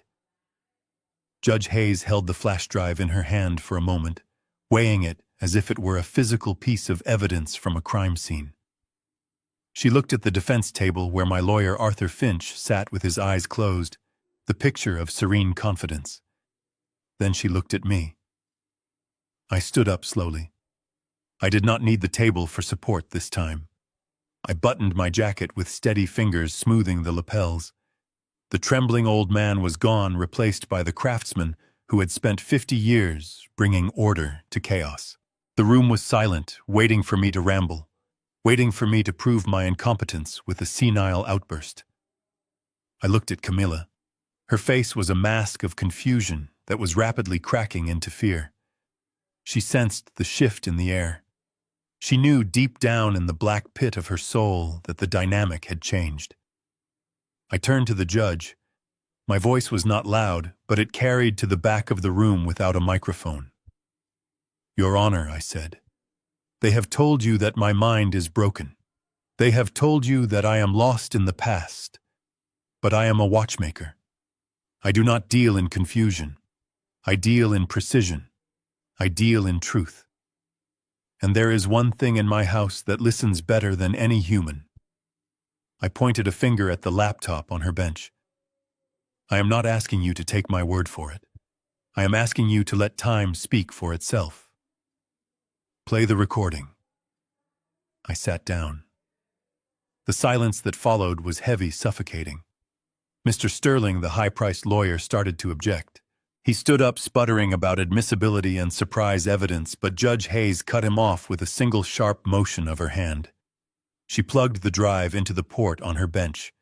She tapped a few keys. She turned the speakers toward the courtroom. At first there was only static, a low, rhythmic hum. Then distinct and sharp came the sound of ticking. Talk, talk, talk. It was the heartbeat of the eagle clock. It echoed off the mahogany walls of the courtroom, a steady, relentless judgment. Then came the sound of a door opening, footsteps, and finally voices. The quality was crystal clear. It was as if Camilla and Miles were standing in the center of the room. "Is he out?" Miles's voice rang out. "He took 2 sleeping pills," Camilla's voice replied, followed by that cruel, dismissive laughter. "He is out like a light. He won't wake up if a bomb goes off." A collective gasp rippled through the gallery. The jurors who had been looking at me with pity just moments ago now sat up straighter. Mr. Sterling froze halfway to his seat, his mouth hanging open. He looked at his client, his eyes wide with the realization that he had been lied to. The recording played on. Every word was a hammer blow. The courtroom listened as my wife and her lover discussed the emergency petition. They heard the details of the offshore accounts. They heard the plan to bribe the doctors to falsify my medical records. They heard Camilla mocking my tears, calling me a pathetic, sentimental old fool. Camilla's face turned the color of ash. She gripped the edge of the table so hard her knuckles turned white. She looked around the room, her eyes darting like a trapped animal looking for an exit, looking for an excuse. But there was nowhere to go. Her own voice was filling the room, stripping away her mask of the grieving wife and revealing the cold, calculating predator underneath. "Stop it," she whispered, her voice cracking. That is out of context." But the tape kept rolling. The judge did not stop it. She leaned back in her chair, her face hard as stone, listening to the conspiracy unfold. The sound of Miles's arrogance filled the air. His laughter, his greed. In the gallery, Miles had stopped smirking. He was slouching lower and lower in his seat, trying to make himself invisible. He looked at the door, calculating the distance, but he saw the bailiff standing there, arms crossed, blocking the way. Then came the moment that shattered everything. The audio shifted. The tone of the conversation changed. Miles asked the question that sealed their fate. "But what about the boy? Ryan is on board now because of the money, but he is still his son." I looked at Ryan. He was staring at the speaker on the judge's bench, his face pale, his brow furrowed. He was confused. He didn't know this part of the conversation. He had never heard this part. Camilla closed her eyes. She knew what was coming. She let out a small, strangled sob, not of sorrow, but of terror. The recording delivered the answer. "Oh, Miles, you really don't get it, do you? Ryan won't betray us. He knows who his real family is." The tension in the courtroom was so high it felt like the air might ignite. Every eye was fixed on the speaker. Every breath was held. I told him the truth about the summer of 1989, Camilla's voice said, clear and triumphant. "Ryan isn't Ben's son, Miles. He is yours." The silence that followed that sentence was absolute. It was the silence of a bomb exploding the split second before the shockwave hits. Then a sound tore through the room. It was a scream. Not a scream of fear, but of pure, unadulterated agony. No, Ryan leaped to his feet. His chair clattered backward, hitting the floor with a loud crash. He looked at his mother, his eyes wide, wild, and filled with a horror so profound it was painful to watch. No, he screamed again, grabbing his own hair, pulling at it, as if trying to wake himself from a nightmare. "You are lying. Tell them you are lying." Camilla didn't move. She stared at the table, refusing to look at him. Her silence was the confirmation. Ryan turned to Miles. He looked at the man he had conspired with, the man he had treated as a friend, a mentor. He looked at Miles's dark eyes, his sharp chin, and he saw his own reflection staring back at him. The realization hit him like a physical blow. He staggered back, his legs hitting the table. "You knew," Ryan whispered, his voice broken. "You both knew." He looked at me. For the first time that day, for the first time in years, he really looked at me. He saw the man he had called senile, the man he had tried to put in a cage, the man who had sat by his bed when he had fevers, who had taught him to drive, who had cheered at his graduations. He saw the only father he had ever known, and he realized he had just tried to destroy him for a stranger. Dad, Ryan choked out, reaching a hand toward me across the aisle. Dad, Order. Judge Hayes banged her gavel, the sharp crack cutting through the chaos. Order in this court. But the order was gone. The truth was out, naked and ugly and undeniable. Miles stood up, panic overtaking him. He tried to push past the people in his row, heading for the exit. Sit down, the bailiff shouted, stepping forward and placing a heavy hand on Miles's chest, shoving him back into the seat. You aren't going anywhere. Ryan collapsed back into his chair, burying his face in his hands, his shoulders shaking with violent sobs. Camilla sat like a statue, frozen in the ruins of her life. And I sat there calm and still. I watched them unravel. I watched the lies dissolve. I felt no joy. I felt no triumph. I just felt the cold, hard satisfaction of a job well done. The gears had turned. The clock had struck, and the time for reckoning had finally arrived. The silence that descended upon the courtroom was heavy, suffocating, and absolute. The echo of the gavel was gone, replaced by the weight of the truth that had just been exposed. Ryan was slumped in his chair, a broken man staring at the floor, while Miles looked like a rat, trapped in a corner, his eyes darting frantically toward the exit, where the bailiff stood with crossed arms. Camilla sat frozen, her face a pale mask of shock, her mouth slightly open, as if she were trying to form words that refused to come. Judge Hayes let the silence stretch, letting the reality of their betrayal settle into the marrow of their bones. She looked down at them from her bench, her expression not of anger, but of cold, clinical disappointment. She adjusted her glasses, picked up the file that contained their fraudulent petition, and closed it with a sharp, final snap. Mr. Sterling, the judge said, her voice cutting through the air like a razor. You and your team are dismissed. I suggest you distance yourselves from these clients immediately, unless you wish to be investigated for suborning perjury. Sterling didn't hesitate. He began packing his briefcase with frantic speed, not looking at Camilla or Ryan once. He knew a sinking ship when he saw one. As for the petitioners, Judge Hayes continued, turning her gaze to Camilla. This court finds that the emergency guardianship petition is not only baseless, but malicious. The evidence provided by Mr. Carter and authenticated by the audio recording proves beyond a shadow of a doubt that Benjamin Carter is fully competent. In fact, he appears to be the only person in this family capable of rational thought.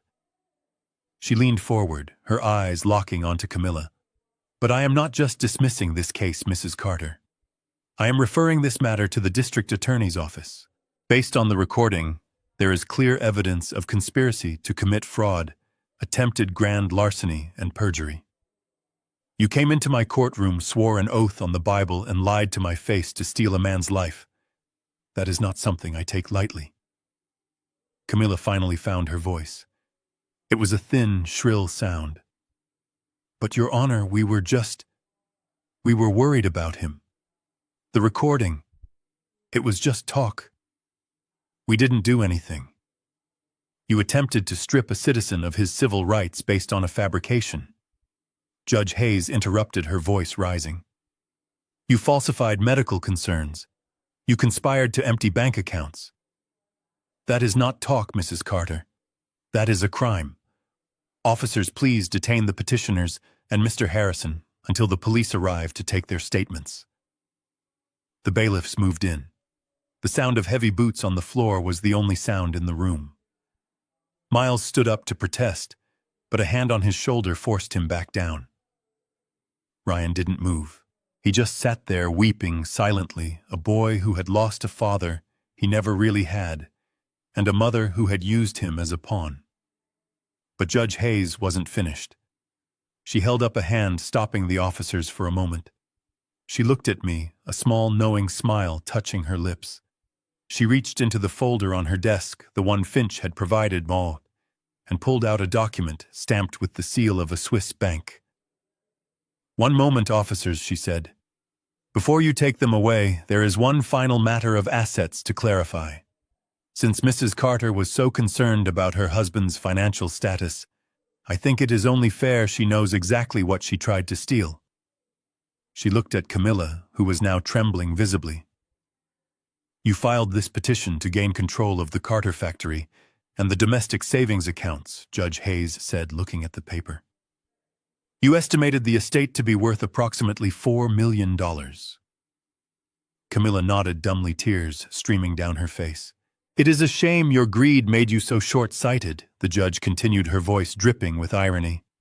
"If you had been a loyal wife, if you had treated your husband with even an ounce of the respect he deserved, you might have known about the other assets." "Other assets," Camilla whispered. Judge Hayes held up the document. 30 years ago, Mr. Carter performed a service for my father, Julian Roth. He was paid in bearer bonds and a secure trust in Geneva. He has never touched it. He let it grow. As of this morning, the value of Benjamin Carter's personal separate estate is just over $22 million. The number hung in the air. 22 million. I watched Camilla's face. It was a masterpiece of tragedy. The realization hit her like a physical blow. Her eyes went wide, her jaw dropped, and the color drained from her skin until she looked like a corpse. She had destroyed her marriage, her reputation, and her freedom for $4 million when she had been sleeping next to $22 million for decades. Her greed hadn't just made her a criminal, it had made her a fool. You have $20 million, she gasped, looking at me with a mixture of horror and hunger. Ben, wait. We can talk about this." I didn't know. I stood up. I buttoned my jacket. I looked at her, really looked at her for the last time. "No, Camilla," I said, my voice steady and calm. "We cannot talk. Because like you said, I am just a sentimental old fool, and fools and their money are soon parted.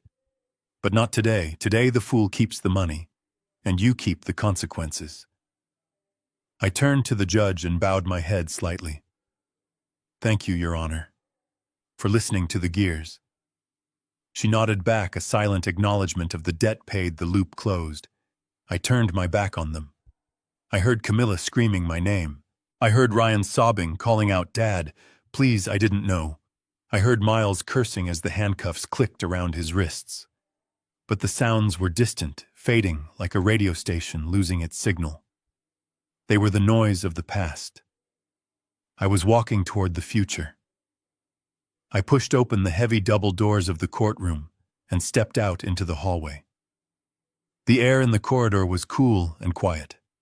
I walked past the reporters who were just starting to gather, ignoring their questions. I pushed through the front doors of the courthouse and stepped out into the afternoon sun. The rain had stopped. The sky was a brilliant, piercing blue, scrubbed clean by the storm. The air smelled of wet pavement and fresh earth. I stood on the top step, taking a deep breath, filling my lungs with the sweetness of it.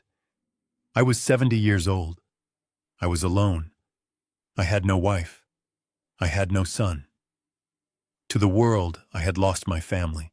But as I looked out at the city, at the cars moving in the distance, at the people walking their dogs and living their lives, I didn't feel loss. I felt lighter than I had in 30 years. The heavy cloak of deception I hadn't even known I was wearing had been lifted. I was no longer the duped husband. I was no longer the ATM machine for a stranger's son. I was Benjamin Carter. I was a master craftsman. I was a man who had faced the worst betrayal imaginable and had come out the other side not bitter, but victorious. I reached into my pocket and touched the old broken watch gear I always carried. It was a reminder. Things break. People break. But if you have the patience, if you have the will, you can rebuild. I wouldn't rebuild my old life. That house, that furniture, those memories, they could keep them. I would sell it all. I would take my tools, my clock, and my dignity, and I would start something new. Maybe a school for young watchmakers. Maybe a foundation in Julian Roth's name. It didn't matter what I did as long as it was real. I walked down the steps, my stride long and confident. I didn't look back at the courthouse.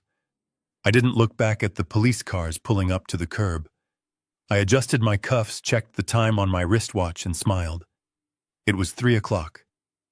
The day was still young, and for the first time in a long time, the time belonged entirely to me. Many people ask me what happened after the doors of that courthouse closed, after the adrenaline faded and the silence returned. They ask if I ever regretted turning my back on my own son, or if I ever felt a pang of guilt for sending my wife to prison. The answer is complex. I did not feel guilt, but I felt a profound, aching sadness, not for the people they were, but for the people I had wanted them to be. The legal process moved swiftly, fueled by the mountain of evidence I had provided. Camilla and Miles were charged with conspiracy to commit fraud and attempted grand larceny.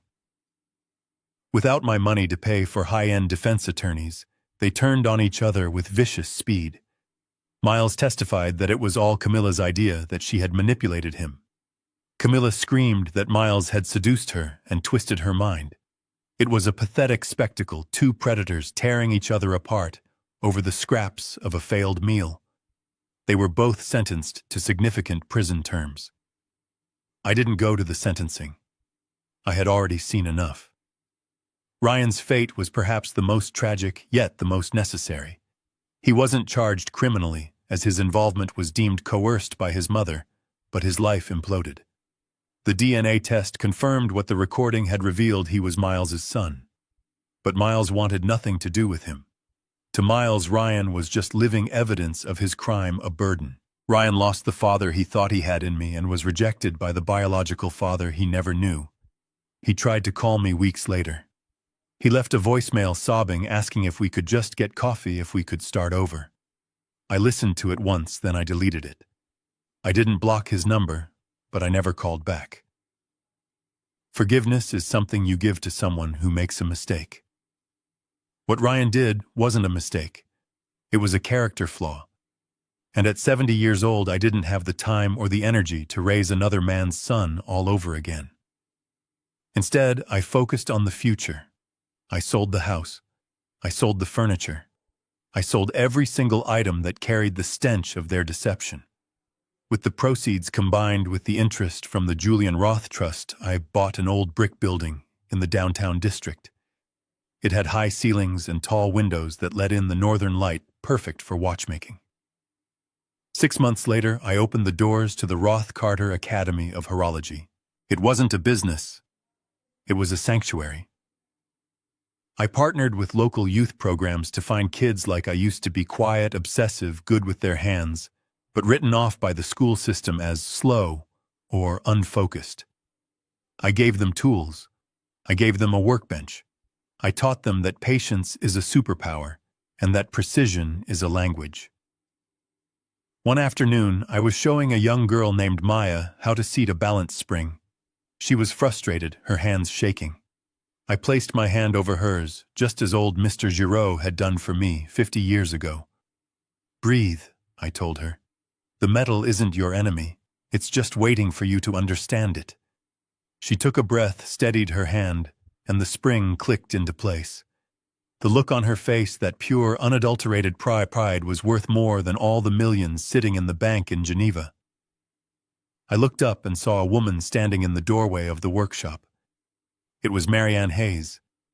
She wasn't wearing her judge's robe. She was wearing a simple coat, looking at the bustling room with a soft smile. She walked over to me. "My father would have loved this," she said quietly, looking at the brass gears scattered on the benches. "He always said that machines were easier to understand than people." "He was right," I replied, wiping oil from my hands with a rag. "Machines break because of friction or wear. People break because of greed. Machines are easier to fix." "You fixed more than machines, Ben," she said, touching my arm. "You fixed a wrong, and you built something right in its place." We stood there for a moment, two children of complicated legacies, watching a new generation learn the art of time. I realized then that my life hadn't ended in that bedroom when I heard my wife plotting my death. That was just the end of a chapter I had stayed in for too long. The smell of oil, the ticking of 100 clocks, the future being built one gear at a time, this was the beginning. I am Benjamin Carter. I am a master craftsman. And finally, after 70 years, I am exactly where I am meant to be. We are often taught that family is the most important thing in the world, that blood is thicker than water, and that we must forgive everything for the sake of unity. But my story is a reminder that family is not defined by DNA or marriage certificates. Family is defined by respect, loyalty, and love. When those things are gone, when you are being used and disrespected, you have every right to walk away. Do not let guilt keep you in a cage. Do not let the fear of being alone keep you surrounded by snakes. Your dignity is worth more than their approval. Stand up for yourself, even if you have to stand alone. If you have ever felt undervalued by those closest to you, or if you enjoyed seeing justice finally served, please hit the like button and share this story. It helps more than you know. And don't forget to subscribe to the channel for more stories about truth, resilience, and the power of the human spirit. I'll see you in the next video. Stay strong.